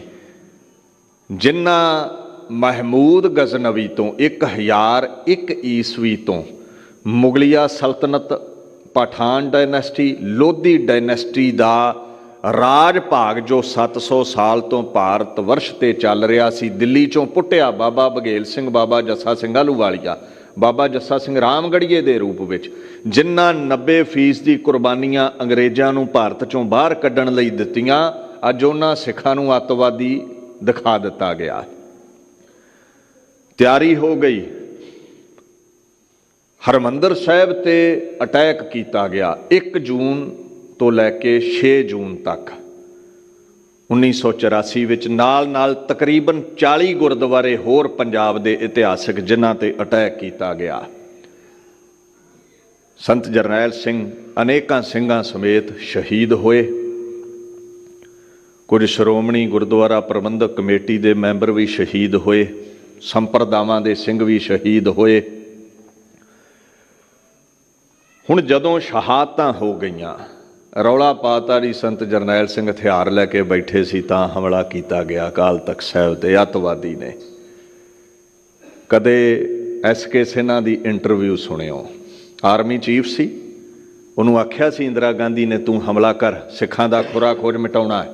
ਉਹ ਕਹਿੰਦਾ ਨਹੀਂ, ਮੈਂ ਪ੍ਰੀ ਮੈਚਿਓਰ ਰਿਟਾਇਰਮੈਂਟ ਲੈਣਾ ਹੈ। ਉਹਦੀ ਇੰਟਰਵਿਊ ਸੁਣੋ, ਉਹ ਕਹਿੰਦਾ ਨਹੀਂ, ਸੰਤ ਅਟੈਕ ਨਹੀਂ ਸੀ ਕਰਨਾ ਚਾਹੁੰਦੇ, ਸੰਤ ਜਰਨੈਲ ਸਿੰਘ ਵਾਜ਼ ਔਨ ਡਿਫੈਂਸਿਵ ਮੋਡ। ਉਹ ਹਥਿਆਰ ਲੈ ਕੇ ਡਿਫੈਂਸ ਦੇ ਸਨ ਵੀ ਜੇ ਇੰਦਰਾ ਨੇ ਹਮਲਾ ਕੀਤਾ ਤੇ ਅਸੀਂ ਆਪਣੇ ਹਰਿਮੰਦਰ ਸਾਹਿਬ ਦੀ ਬੇਅਦਬੀ ਦਾ ਬਦਲਾ ਲਵਾਂਗੇ। ਹਥਿਆਰ ਇਸ ਲਈ ਉਹਨਾਂ ਰੱਖੇ। ਚਕਰਾਤਾ ਵਿੱਚ 18 ਮਹੀਨੇ ਪਹਿਲਾਂ ਹੀ ਜੂਨ 1984 ਤੋਂ ਇੰਦਰਾ ਗਾਂਧੀ ਰੈਪਲੀਕਾ ਬਣਾ ਕੇ, ਮਾਡਲ ਬਣਾ ਕੇ ਹਰਿਮੰਦਰ ਸਾਹਿਬ ਦਾ ਟ੍ਰੇਨਿੰਗ ਦੇ ਰਹੀ ਸੀ ਸਿਪਾਹੀਆਂ ਨੂੰ। 18 ਮਹੀਨੇ ਪਹਿਲਾਂ ਤਾਂ ਕੋਈ ਝਗੜਾ ਹੀ ਨਹੀਂ ਹੈ ਸਿੱਖ ਜਗਤ ਦਾ। ਜਾਣ ਬੁੱਝ ਕੇ ਇਲੈਕਸ਼ਨ ਦੀ ਤਿਆਰੀ ਕੀਤੀ ਜਾ ਰਹੀ ਸੀ ਜੋ ਦਸੰਬਰ 1984 ਵਿੱਚ ਹੋਣੀ ਸੀ। ਹੋਇਆ ਵੀ ਇਸੇ ਤਰ੍ਹਾਂ। ਲੋਕਾਂ ਦੇ ਸਾਹਮਣੇ ਇਹ ਪ੍ਰਗਟ ਹੋ ਗਿਆ ਵੀ ਵਾਕਿਆ ਹੀ ਦੁਰਗਾ ਦੇਵੀ ਨੇ ਆਤੰਕਵਾਦੀ ਮਾਰੇ ਨੇ। ਭਾਵੇਂ ਭਾਈ ਸਤਵੰਤ ਸਿੰਘ, ਭਾਈ ਬੇਅੰਤ ਸਿੰਘ, ਭਾਈ ਕੇਹਰ ਸਿੰਘ ਨੇ, ਇੰਦਰਾ ਗਾਂਧੀ ਨੇ ਜੋ ਸਿੱਖ ਜਗਤ ਦੀ ਦਸਤਾਰ ਲਾਈ ਸੀ ਉਹਦਾ ਬਦਲਾ ਲੈ ਲਿਆ। 31 ਅਕਤੂਬਰ 1984 ਨੂੰ ਉਹਨੂੰ ਮੌਤ ਦੇ ਘਾਟ ਉਤਾਰਿਆ। ਪਰ ਇੰਦਰਾ ਦੇ ਫਰਜ਼ੰਦ ਰਾਜੀਵ ਗਾਂਧੀ ਨੂੰ ਭਾਰਤ ਵਰਸ਼ ਦੇ ਲੋਕਾਂ ਨੇ 514 ਵਿੱਚੋਂ 404 ਸੀਟਾਂ ਜਿਤਾ ਕੇ ਪ੍ਰਾਈਮ ਮਿਨਿਸਟਰ ਬਣਾਇਆ। ਜੋ ਚਾਹੁੰਦੀ ਸੀ ਉਹ ਹੋ ਗਿਆ, ਪਰ ਉਹ ਆਪ ਤਖਤ ਨਹੀਂ ਭੋਗ ਸਕੀ, ਉਹਦੇ ਫਰਜ਼ੰਦ ਰਾਜੀਵ ਗਾਂਧੀ ਨੇ ਤਖਤ ਭੋਗਿਆ। ਲੋਕ ਕਹਿੰਦੇ ਸਨ ਇਹ ਦੁਰਗਾ ਦਾ ਰੂਪ ਹੈ। ਜੂਨ ਮਹੀਨੇ ਨੂੰ ਇੰਦਰਾ ਗਾਂਧੀ ਭੁਲਾਉਣਾ ਚਾਹੁੰਦੀ ਸੀ। ਕਰਿੰਦੇ ਉਹਨੂੰ ਖੁਸ਼ ਕਰਨ ਲਈ ਵਾਰ-ਵਾਰ ਕਹਿੰਦੇ ਸੀ ਮਾਈ ਤੂੰ ਦੁਰਗਾ ਦਾ ਰੂਪ ਹੈ, ਪਰ ਇਹ ਝੂਠੀ ਵਡਿਆਈ ਇੰਦਰਾ ਗਾਂਧੀ ਨੂੰ ਧੀਰਜ ਨਹੀਂ ਸੀ ਦਿੰਦੀ। ਉਹ ਬੇਚੈਨ ਰਹਿੰਦੀ ਹੈ। ਇੰਦਰਾ ਗਾਂਧੀ ਦੇ ਖਾਸਮ ਖਾਸ ਨੇ ਪੁੱਛਿਆ ਦੀਵਾਲੀ ਆਈ ਹੈ, ਕੀ ਵੰਡੀਏ ਸਿਪਾਹੀਆਂ ਵਿੱਚ? ਇੰਦਰਾ ਨੇ ਆਖਿਆ ਮਠਿਆਈਆਂ ਵੰਡ ਦਿਓ। ਦੀਵਾਲੀ ਵੰਡੀ ਗਈ। ਇੰਦਰਾ ਨੇ ਪੁੱਛਿਆ ਕਰਿੰਦੇ ਤੋਂ ਸਭ ਨੂੰ ਦੀਵਾਲੀ ਵੰਡ ਦਿੱਤੀ? ਕਹਿੰਦਾ ਮੈਡਮ 2 ਸਰਦਾਰਾਂ ਨੇ ਮਠਿਆਈ ਨਹੀਂ ਲਈ। ਇੰਦਰਾ ਨੇ ਪੁੱਛਿਆ ਉਹ ਕੌਣ ਨੇ? ਕਹਿੰਦੇ ਮੈਡਮ ਤੁਹਾਡੇ ਸਿਪਾਹੀ ਬੇਅੰਤ ਸਿੰਘ ਤੇ ਸਤਵੰਤ ਸਿੰਘ। ਰਾਜੀਵ ਗਾਂਧੀ ਸੁਣਦਾ ਹੈ। ਉਹ ਕਹਿੰਦਾ ਇਹਨਾਂ ਦੀ ਬਦਲੀ ਕਰ ਦੇਣੀ ਚਾਹੀਦੀ ਹੈ।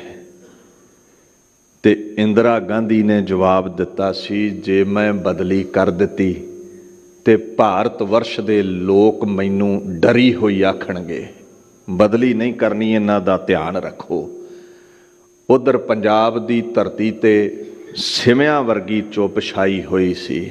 ਦਸਤਾਰਾਂ ਵਾਲੇ ਕਿਸੇ ਨਾਲ ਅੱਖ ਨਹੀਂ ਸੀ ਮਿਲਾਉਂਦੇ। ਜੇ ਕੋਈ ਅੱਖਾਂ ਵਿੱਚ ਅੱਖਾਂ ਪਾਉਂਦਾ ਤੇ ਅੱਖਾਂ ਨੀਵੀਆਂ ਕਰਕੇ ਲੰਘ ਜਾਂਦੇ ਸਨ। ਮਨ ਅਸ਼ਾਂਤ ਸੀ। ਛਾਤੀ ਦੇ ਵਿੱਚ ਸੂਲ ਚੁਭਦਾ ਸੀ, ਕਿਉਂਕਿ ਸਭ ਤੋਂ ਮੁਕੱਦਸ ਜਗ੍ਹਾ ਸਿੱਖ ਜਗਤ ਦੀ ਹਰਿਮੰਦਰ ਸਾਹਿਬ ਅਕਾਲ ਤਖਤ ਢਹਿ ਢੇਰੀ ਕੀਤਾ ਸੀ ਇੰਦਰਾ ਗਾਂਧੀ ਦੇ ਹੁਕਮ ਵਿੱਚ। ਭਾਰਤ ਵਰਸ਼ ਦੀ ਫੌਜ ਦੇ ਅਕਾਲ ਤਖਤ ਦੇ ਸਾਵੇਂ 2 ਕੇਸਰੀ ਨਿਸ਼ਾਨ ਸਾਹਿਬ ਹਵਾ ਵਿੱਚ ਝੂਲਦੇ ਇਉਂ ਜਾਪਦੇ ਸਨ ਵੀ ਸਲਾਹਾਂ ਕਰਦੇ ਨੇ ਕਿਸ ਤਰ੍ਹਾਂ ਸਿੱਖ ਜਗਤ ਦੀ ਲੱਥੀ ਪੱਗ ਸਿਰ ਤੇ ਰੱਖੀ ਜਾਵੇ। ਸਿੱਖਾਂ ਨੂੰ ਵੇਖ ਕੇ ਲੋਕ ਟਿਚਰਾਂ ਕਰਦੇ ਸਨ, ਕਿੱਥੇ ਗਿਆ ਤੁਹਾਡਾ ਅੱਜ ਤੀਰ ਵਾਲਾ ਬਾਬਾ? ਕਿੱਥੇ ਹੈ ਤੁਹਾਡਾ ਅੱਜ ਭਿੰਡਰਾਂ ਵਾਲਾ? ਸਿੱਖ ਸੁਣ ਕੇ ਅੱਖਾਂ ਵੈਰਾਗ ਨਾਲ ਗਿੱਲੀਆਂ ਕਰਕੇ ਅਗਾਂਹ ਲੰਘ ਜਾਂਦੇ ਸਨ। ਉਹਨਾਂ ਦੇ ਕੋਲ ਕੋਈ ਜਵਾਬ ਨਹੀਂ ਸੀ। 29 ਅਕਤੂਬਰ ਦਾ ਦਿਨ ਚੜ੍ਹਿਆ। ਇੰਦਰਾ ਗਾਂਧੀ ਨੂੰ ਆਖਿਆ ਗਿਆ ਮੈਡਮ ਆਇਰਿਸ਼ ਡਾਇਰੈਕਟਰ ਪੀਟਰ ਉਸਤੀਨੋਵ ਤੁਹਾਡੇ ਤੇ ਡਾਕੂਮੈਂਟਰੀ ਬਣਾਉਣੀ ਚਾਹੁੰਦਾ, ਕਦੋਂ ਦੀ ਅਪੁਆਇੰਟਮੈਂਟ ਦਈਏ? ਇੰਦਰਾ ਨੇ ਆਖਿਆ 31 ਅਕਤੂਬਰ ਦੀ ਅਪੁਆਇੰਟਮੈਂਟ ਦੇ ਦਿਓ, ਇਹਦੇ ਬਾਅਦ ਮੀਟਿੰਗ ਬਰਖਾਸਤ ਹੁੰਦੀ ਹੈ। 30 ਅਕਤੂਬਰ ਦਾ ਦਿਨ ਚੜ੍ਹਿਆ। ਇੰਦਰਾ ਗਾਂਧੀ ਚੋਣ ਪ੍ਰਚਾਰ ਦੇ ਲਈ ਉੜੀਸਾ ਨੂੰ ਜਾਂਦੀ ਹੈ। ਬੜੇ ਤਕੜੇ ਮੈਟਲ ਡਿਟੈਕਟਰ ਲਾਏ ਗਏ ਵੀ ਇੰਦਰਾ ਗਾਂਧੀ ਵੱਲ ਜਾਂਦੀ ਹਵਾ ਨੂੰ ਵੀ ਚੈੱਕ ਕੀਤਾ ਜਾਵੇ, ਕਿਧਰੇ ਕੋਈ ਹਥਿਆਰ ਲੈ ਕੇ ਨਾ ਲੰਘੇ। ਪਰ ਇੰਦਰਾ ਗਾਂਧੀ ਦਾ ਭਰੋਸਾ ਸਿਕਿਉਰਿਟੀ ਤੋਂ ਉੱਠ ਚੁੱਕਿਆ ਸੀ। ਉਹ ਕਬੂਲ ਕਰ ਚੁੱਕੀ ਸੀ ਉਹਦਾ ਅੰਤ ਨੇੜੇ ਆ, ਕਿਉਂਕਿ ਜਿਹੜਾ ਵੀ ਸਿੱਖਾਂ ਦੀ ਮੁਕੱਦਸ ਜਗ੍ਹਾ ਹਰਿਮੰਦਰ ਸਾਹਿਬ ਤੇ ਹਮਲਾ ਕਰਦਾ ਹੈ ਉਹਨੂੰ ਪਾਤਾਲ ਵਿੱਚੋਂ ਵੀ ਸਿੱਖ ਲੱਭ ਕੇ ਮੌਤ ਦੇ ਘਾਟ ਉਤਾਰਦੇ ਨੇ। ਉਹਦਾ ਅੰਦਰਲਾ ਡਰ ਜ਼ਾਹਰ ਸੀ। ਇੰਦਰਾ ਨੇ ਭੁਵਨੇਸ਼ਵਰ ਸਪੀਚ ਦਿੱਤੀ ਹੈ। ਗਰਜਵੀਂ ਆਵਾਜ਼ ਦੇ ਵਿੱਚ ਆਖਣ ਲੱਗੀ ਮੈਨੂੰ ਫਿਕਰ ਨਹੀਂ ਹੈ ਮੈਂ ਜਿਉਂਦੀ ਰਹਾਂਗੀ ਜਾਂ ਨਹੀਂ, ਪਰ ਜਦੋਂ ਤੱਕ ਜਿਉਂਦੀ ਹਾਂ ਦੇਸ਼ ਦੀ ਸੇਵਾ ਵਿੱਚ ਲੱਗੀ ਰਵਾਂਗੀ। ਮੇਰੀ ਹਰ ਬੂੰਦ ਭਾਰਤ ਵਰਸ਼ ਦੀ ਸੇਵਾ ਵਿੱਚ ਲੱਗੀ ਰਹੇਗੀ। ਵਾਧੂ ਦਾ ਹੁਲਾਰਾ ਆਪਣੀ ਆਵਾਜ਼ ਵਿੱਚ ਦੇ ਕੇ ਬੇਖੌਫ ਆਪਣੇ ਆਪ ਨੂੰ ਦਰਸਾਉਂਦੀ ਇੰਦਰਾ ਗਾਂਧੀ ਵਾਪਸ ਦਿੱਲੀ ਮੁੜਦੀ ਹੈ। ਦੂਸਰੀ ਤਰਫ ਭਾਰਤ ਵਰਸ਼ ਅੰਦਰ ਮਹਿਫਲਾਂ ਦੇ ਹਾਸੇ ਗੂੰਜ ਰਹੇ ਸਨ। ਇੱਕ ਕਹਿੰਦਾ ਹੈ ਮੈਨੂੰ ਤੇ ਸਿੱਖਾਂ ਦਾ ਇਤਿਹਾਸ ਗੱਪਾਂ ਹੀ ਲੱਗਦਾ ਹੈ। ਦੂਜਾ ਕਹਿੰਦਾ ਕਿਹੜੀਆਂ ਗੱਪਾਂ, ਮੈਨੂੰ ਸੁਣਾ।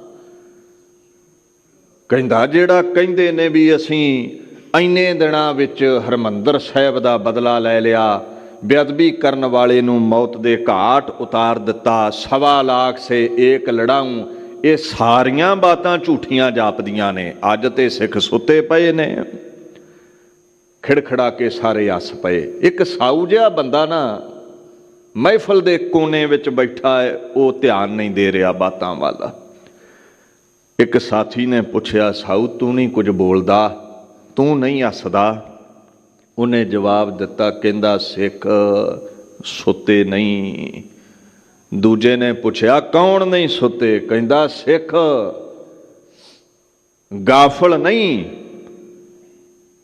ਤੇ ਉਹਨੇ ਸਵਾਲ ਕੀਤਾ ਅਗਲੇ ਨੇ, ਅੱਛਾ ਜੇ ਸੁੱਤੇ ਨਹੀਂ ਤੇ ਫਿਰ ਇੰਦਰਾ ਗਾਂਧੀ ਤੋਂ ਡਰ ਗਏ ਹੋਣਗੇ ਜਿਹੜੇ ਕੁਸਕਦੇ ਹੀ ਨਹੀਂ। ਮਹਿਫਲ ਵਿੱਚ ਫਿਰ ਹਾਸਾ ਗੂੰਜਦਾ ਹੈ। ਕਹਿੰਦਾ ਤੁਸੀਂ ਹੱਸੋ ਨਾ, ਮੇਰੇ ਨਾਲ ਜਿਹੜੇ ਸਰਦਾਰ ਮੁੰਡੇ ਪੜ੍ਹਦੇ ਨੇ ਉਹਨਾਂ ਦੀਆਂ ਅੱਖਾਂ ਵਿੱਚ ਇੱਕ ਵੱਖਰੀ ਅੱਗ ਹੈ। ਉਹ ਬੋਲਦੇ ਨਹੀਂ ਚੰਗਾ ਜਾਂ ਮਾੜਾ, ਪਰ ਉਹਨਾਂ ਦੀਆਂ ਅੱਖਾਂ ਵਿੱਚ ਲਹੂ ਉਤਰਿਆ ਹੈ। ਇੱਕ ਮਜ਼ਾਕ ਦੇ ਲਹਿਜੇ ਵਿੱਚ ਬੋਲਿਆ। ਬੋਲ ਕਿੱਦਾਂ ਸਕਦੇ ਨੇ? ਇੱਕ ਭਿੰਡਰਾਂ ਵਾਲਾ ਬੋਲਦਾ ਸੀ, ਉਹਦੇ ਘਰ ਵਿੱਚ ਵੜ ਕੇ ਇੰਦਰਾ ਗਾਂਧੀ ਨੇ ਕੋਹ ਕੇ ਮਰਵਾ ਦਿੱਤਾ। ਇੰਦਰਾ ਗਾਂਧੀ ਇੰਨੀ ਤਾਕਤ ਦੇ ਵਿੱਚ ਹੈ, ਉਹਦੇ ਪਰਛਾਵੇਂ ਨੂੰ ਵੀ ਸਿੱਖ ਛੂ ਨਹੀਂ ਸਕਦੇ। ਇੱਦਾਂ ਮਹਿਫਲਾਂ ਵਿੱਚ, ਇਕੱਠਾਂ ਵਿੱਚ ਸਿੱਖਾਂ ਦਾ ਮਜ਼ਾਕ ਬਣਾਇਆ ਗਿਆ। 31 ਅਕਤੂਬਰ ਦਾ ਦਿਨ ਚੜ੍ਹਿਆ 1984। ਪਹਿਲੀ ਮੀਟਿੰਗ ਆਇਰਿਸ਼ ਡਾਇਰੈਕਟਰ ਪੀਟਰ ਉਸਤੀਨੋਵ ਦੇ ਨਾਲ ਹੈ। ਡਾਕੂਮੈਂਟਰੀ ਦੀ ਸ਼ੂਟਿੰਗ ਹੋਣੀ ਹੈ। ਇਹਦੇ ਬਾਅਦ ਦੂਜੀ ਮੀਟਿੰਗ ਬੀਬੀ ਇੰਦਰਾ ਗਾਂਧੀ ਦੀ ਇੰਗਲੈਂਡ ਦੇ ਸਾਬਕਾ ਪ੍ਰਧਾਨ ਮੰਤਰੀ ਜੇਮਸ ਕੈਲਹਨ ਨਾਲ ਹੈ। ਇਹਦੇ ਬਾਅਦ ਤੀਸਰੀ ਮੀਟਿੰਗ ਇੰਗਲੈਂਡ ਦੀ ਮਹਾਰਾਣੀ ਐਲਿਜ਼ਾਬੈਥ II ਦੀ ਬੇਟੀ ਰੀਨਾ ਦੇ ਨਾਲ ਹੈ। ਤੋ ਜਿਹੜੀ ਇਹ ਪ੍ਰਿੰਸੈਸ ਐਨੇ ਹੈ, ਇਹਦੇ ਨਾਲ ਮੀਟਿੰਗ ਰੱਖੀ ਹੋਈ ਹੈ। ਇਹਨੂੰ ਡਿਨਰ ਕਰਾਉਣਾ ਹੈ ਬੀਬੀ ਇੰਦਰਾ ਗਾਂਧੀ ਨੇ। 3 ਮੇਨ ਮੀਟਿੰਗਾਂ 31 ਅਕਤੂਬਰ ਦੀਆਂ ਮੁਕਰਰ ਸਨ। ਇੰਦਰਾ ਗਾਂਧੀ ਸੁਬਾਹ ਤਿਆਰ ਹੋਣ ਲੱਗੀ ਹੈ। ਕਹਿੰਦੇ ਨੇ ਉਸ ਦਿਨ ਬੀਬੀ ਨੇ ਭੂਰੀ ਅਤੇ ਸੰਤਰੀ ਸਾੜੀ ਲਾਈ, ਕਾਲੀਆਂ ਚੱਪਲਾਂ ਪਾਈਆਂ, ਸ਼ੀਸ਼ੇ ਵਿੱਚ ਆਪਣੇ ਆਪ ਨੂੰ ਵੇਖਿਆ, ਤੁਰਨ ਲੱਗੀ ਹੈ। ਇੱਕ ਵਾਰ ਫਿਰ ਕਦਮ ਰੋਕੇ, ਫਿਰ ਗੌਰ ਨਾਲ ਆਪਣੇ ਆਪ ਨੂੰ ਵੇਖਿਆ ਹੈ। ਉੱਧਰੋਂ ਕਰਿੰਦਾ ਆ ਗਿਆ, ਮੈਡਮ ਪੀਟਰ ਦੇ ਨਾਲ ਤੁਹਾਡੀ ਮੀਟਿੰਗ ਪੂਰੇ ਮੁਕਰਰ ਸਮੇਂ 'ਤੇ ਹੈ। ਉੱਧਰ ਪਹਿਰੇ 'ਤੇ ਖਲੋਤੇ ਭਾਈ ਬੇਅੰਤ ਸਿੰਘ ਘੜੀ ਵੱਲ ਵੇਖਦੇ ਨੇ। 9 ਵੱਜਣ ਵਿੱਚ 5 ਮਿੰਟ ਰਹਿ ਗਏ ਨੇ। ਦੂਰ ਖੜੇ ਸਤਵੰਤ ਸਿੰਘ ਵੱਲ ਬੜੀ ਧਿਆਨ ਨਾਲ ਵੇਖਿਆ। ਸਤਵੰਤ ਸਿੰਘ ਨੇ ਆਪਣੀ ਆਟੋਮੈਟਿਕ ਮਸ਼ੀਨ ਗਨ ਤੇ ਹੱਥ ਕੱਸ ਲਏ ਨੇ। ਦਿੱਲੀ ਦੀ ਸਵੇਰ ਕੁਝ ਐਸੀ ਹੈ, ਬਹੁਤੀ ਚਹਿਲ ਪਹਿਲ ਨਹੀਂ ਸੀ। ਠੀਕ ਹੈ, ਕੁਝ ਬੱਚੇ ਸਕੂਲਾਂ ਨੂੰ ਜਾ ਰਹੇ ਸਨ। ਅੱਜ ਦਿੱਲੀ ਦੇ ਸਿੱਖ ਬਸ਼ਿੰਦੇ ਆਖਰੀ ਵਾਰ ਆਪਣੀਆਂ ਦੁਕਾਨਾਂ ਖੋਲ੍ਹਣ ਲਈ ਚੱਲੇ ਨੇ। ਦਾਨੀਆਂ ਪ੍ਰਦਾਨੀਆਂ ਸੁਆਣੀਆਂ ਨੇ ਨਾਸ਼ਤਾ ਕਰਵਾ ਕੇ ਸਰਦਾਰਾਂ ਨੂੰ ਦੁਕਾਨਾਂ ਵੱਲ ਤੋਰ ਦਿੱਤਾ। ਪੁਲਿਸ ਪੋਜੀਸ਼ਨਾਂ ਲੈ ਕੇ ਸ਼ਾਂਤ ਚਿੱਤ ਖਲੋਤੀ ਹੋਈ ਹੈ। ਜਦੋਂ ਘੜੀ ਦੀਆਂ ਸੂਈਆਂ ਨੇ 9 ਵਜਾਏ ਤੇ ਬੀਬੀ ਇੰਦਰਾ ਗਾਂਧੀ ਆਪਣੇ ਲਾਮ ਲਸ਼ਕਰ ਦੇ ਨਾਲ ਮਹਿਲਾਂ ਚੋਂ ਬਾਹਰ ਨਿਕਲੀ। ਬੇਅੰਤ ਸਿੰਘ ਦਾ ਹੱਥ ਆਪਣੀ ਪਿਸਟਲ ਦੇ ਉੱਪਰ ਆ ਗਿਆ। ਸਤਵੰਤ ਸਿੰਘ ਨੇ ਇੱਕ ਵਾਰ ਅੱਖਾਂ ਬੰਦ ਕਰਕੇ ਖੋਲ੍ਹੀਆਂ ਨੇ। ਜਦੋਂ ਇੰਦਰਾ ਗਾਂਧੀ ਦੇ ਕਦਮ ਭਾਈ ਬੇਅੰਤ ਸਿੰਘ ਵੱਲ ਵਧੇ, ਬੇਅੰਤ ਸਿੰਘ ਨੂੰ ਪਤਾ ਹੈ ਕੁਝ ਪਲਾਂ ਦੇ ਵਿੱਚ ਬੀਬੀ ਇੰਦਰਾ ਮੇਰੇ ਸਾਵੇਂ ਗੁਜ਼ਰ ਜਾਵੇਗੀ, ਲੰਘ ਜਾਵੇਗੀ। ਅੱਗੇ ਵੀ ਲੰਘਦੀ ਰਹੀ ਹੈ, ਪਰ ਬੇਅੰਤ ਸਿੰਘਾ ਅੱਜ ਇਹ ਜਿਉਂਦੀ ਤੇ ਬਿਲਕੁਲ ਨਹੀਂ ਲੰਘੇਗੀ, ਹਰਗਿਜ਼ ਨਹੀਂ ਜਿਉਂਦੀ ਲੰਘਣ ਦੇਵਾਂਗਾ। ਕਹਿੰਦੇ 38 ਬੋਰ ਦੀ ਪਿਸਤੌਲ ਨੂੰ ਬੇਅੰਤ ਸਿੰਘ ਨੇ ਹੱਥ ਵਿੱਚ ਫੜ ਲਿਆ। ਸੁਰੱਖਿਅਤ ਘੇਰੇ ਵਿੱਚ ਹੈ ਇੰਦਰਾ ਗਾਂਧੀ, ਤੇ ਜਦੋਂ ਪਿਸਟਲ ਸਿੱਧਾ ਕੀਤਾ ਇੰਦਰਾ ਦੇ ਵੱਲ, ਮੌਤ ਦਾ ਸਾਇਆ ਇੰਦਰਾ ਦੇ ਸਾਹਵੇਂ ਆ ਗਿਆ। ਪੁਰਾਣੇ ਖਿਆਲ ਅਚਨਚੇਤ ਪ੍ਰਗਟ ਹੋ ਗਏ। ਆਵਾਜ਼ ਗੂੰਜੀ ਕੰਨਾਂ ਦੇ ਵਿੱਚ, ਜਿਹੜੀ ਕਦੇ 6 ਜੂਨ 1984 ਨੂੰ ਗੂੰਜੀ ਸੀ, ਬੀਬੀ ਜੰਗ ਅਸੀਂ ਜਿੱਤ ਚੱਲੇ ਆਂ, ਅਕਾਲ ਤਖਤ ਢਹਿ ਗਿਆ ਹੈ, ਤੀਰ ਵਾਲਾ ਬਾਬਾ ਅਸੀਂ ਮਾਰ ਲਿਆ ਹੈ। ਜਿਹੜੇ ਸਿੱਖ ਕਦੇ ਈਨ ਨਹੀਂ ਸੀ ਮੰਨਦੇ, ਜਿਹੜੇ ਜੂੜਿਆਂ ਵਾਲੇ ਸਿਰ ਕਦੇ ਝੁਕੇ ਨਹੀਂ ਸੀ, ਅੱਜ ਇੰਦਰਾ ਗਾਂਧੀ ਤੂੰ ਝੁਕਾ ਦਿੱਤੇ ਨੇ। ਤੂੰ ਦੁਰਗਾ ਦਾ ਰੂਪ ਹੈ। ਵਾਰ-ਵਾਰ ਇਹ ਬੋਲ ਕੰਨਾਂ ਵਿੱਚ ਬੀਬੀ ਦੇ ਗੂੰਜ ਰਹੇ ਸਨ। ਜੂਨ 6 ਤੋਂ ਬਾਅਦ ਇੰਦਰਾ ਗਾਂਧੀ ਨੇ ਹੱਸਣਾ ਚਾਹਿਆ ਸੀ, ਹੱਸ ਨਹੀਂ ਸੀ ਸਕੀ। ਮਨ ਨਹੀਂ ਸੀ ਮੰਨਦਾ ਵੀ ਇਹ ਮੇਰੀ ਜਿੱਤ ਹੈ, ਇਹ ਮੇਰੀ ਖੁਸ਼ੀ ਦਾ ਪ੍ਰਤੀਕ ਹੈ। ਬਸ ਸੋਚਾਂ ਸੋਚਦਿਆਂ ਠਾਹ ਦੀ ਆਵਾਜ਼ ਆਈ। ਡਰਾਉਣੀ ਆਵਾਜ਼ ਨੇ ਇੰਦਰਾ ਗਾਂਧੀ ਦੇ ਖਿਆਲਾਤਾਂ ਦੇ ਸੁਪਨੇ ਉਡਾ ਦਿੱਤੇ। ਪਹਿਲੀ ਗੋਲੀ ਛਾਤੀ ਵਿੱਚ ਵੱਜਦੀ ਹੈ, ਹੈਰਾਨ ਖੜੀ ਰਹਿ ਗਈ। ਦੂਜੀ ਗੋਲੀ ਨੇ ਫੇਫੜੇ ਏਦਾਂ ਚੀਰੇ ਇੰਦਰਾ ਗਾਂਧੀ ਦੇ ਜਿਵੇਂ ਮੱਖਣ ਵਿੱਚ ਛੁਰੀ ਲੰਘ ਜਾਂਦੀ ਹੈ। ਬੇਅੰਤ ਸਿੰਘ ਗਰਜਿਆ, ਸਤਵੰਤ ਗੋਲੀ ਮਾਰ। ਸਤਵੰਤ ਸਿੰਘ ਨੇ ਆਵਾਜ਼ ਸੁਣਦਿਆਂ ਸਟੇਨ ਗਨ ਸਿੱਧੀ ਕਰਕੇ ਇੰਦਰਾ ਗਾਂਧੀ ਦੇ ਹੰਕਾਰ ਦਾ ਕਿਲਾ ਢਹਿ ਢੇਰੀ ਕਰ ਦਿੱਤਾ। ਇਹ ਆਵਾਜ਼ ਕੇਵਲ ਦਿੱਲੀ ਵਿੱਚ ਨਹੀਂ, ਦੇਸ਼ਾਂ ਦੇਸ਼ਾਂਤਰਾਂ ਵਿੱਚ ਸੁਣੀ ਸੀ, ਜਿਵੇਂ ਭਾਈ ਊਧਮ ਸਿੰਘ ਦੀ ਗੋਲੀਆਂ ਦੀ ਆਵਾਜ਼ ਇੰਗਲੈਂਡ ਦੇ ਨਾਲ ਨਾਲ ਦੁਨੀਆ ਨੇ ਸੁਣੀ ਸੀ ਜਦੋਂ ਜਨਰਲ ਡਾਇਰ ਦੀ ਛਾਤੀ ਉਹਨੇ ਪਾੜੀ ਸੀ। ਸਤਵੰਤ ਸਿੰਘ ਬੇਅੰਤ ਸਿੰਘ ਨੇ ਇੰਦਰਾ ਭੁੰਜੇ ਵਿਛਾ ਦਿੱਤੀ। ਗਰਜ ਕੇ ਕਹਿੰਦੇ ਨੇ, ਅਸੀਂ ਅਕਾਲ ਤਖਤ ਸਾਹਿਬ ਨੂੰ ਢਾਉਣ ਦਾ ਇੰਦਰਾ ਗਾਂਧੀ ਨੂੰ ਫਲ ਭੁਗਤਾ ਦਿੱਤਾ ਹੈ। ਹੁਣ ਤੁਸੀਂ ਜੋ ਕਰਨਾ ਕਰ ਲਵੋ। ਅੰਗ ਰੱਖਿਅਕ ਜਿਹੜੇ ਇੰਦਰਾ ਦੇ ਨੇ, ਉਹਨਾਂ ਨੇ ਗੋਲੀਆਂ ਦੀ ਵਰਖਾ ਕਰ ਦਿੱਤੀ। ਭਾਈ ਬੇਅੰਤ ਸਿੰਘ ਥਾਂ ਤੇ ਸ਼ਹੀਦ ਹੋਇਆ। ਸਤਵੰਤ ਸਿੰਘ ਦੇ ਗੋਲੀਆਂ ਲੱਗੀਆਂ, ਉਹਨੂੰ ਗ੍ਰਿਫਤਾਰ ਕੀਤਾ ਗਿਆ। ਇਹ ਆਪਣੇ ਆਪ ਨੂੰ ਜਿਹੜੀ ਦੁਰਗਾ ਦੇਵੀ ਅਖਵਾਉਂਦੀ ਸੀ, ਅਮਰਾ ਪਦਵੀ ਦਾ ਮਾਲਕ ਸਮਝੀ ਬੈਠੀ ਸੀ, ਅੱਜ ਮਿੱਟੀ ਦੇ ਵਿੱਚ ਮਿਲੀ ਹੋਈ ਸੀ। ਜਿਹੜਾ ਇਹਨੇ ਸਿੱਖਾਂ ਦਾ ਲਹੂ ਪੀਤਾ ਸੀ, ਅੱਜ ਸਾਰਾ ਧਰਤੀ ਤੇ ਡੁੱਲਿਆ ਹੋਇਆ ਸੀ। ਰੇਡੀਓ ਤੇ ਖਬਰਾਂ ਚੱਲ ਰਹੀਆਂ ਸਨ, ਪ੍ਰਧਾਨ ਮੰਤਰੀ ਇੰਦਰਾ ਗਾਂਧੀ ਦੀ ਹੱਤਿਆ ਕਰ ਦਿੱਤੀ ਗਈ ਹੈ।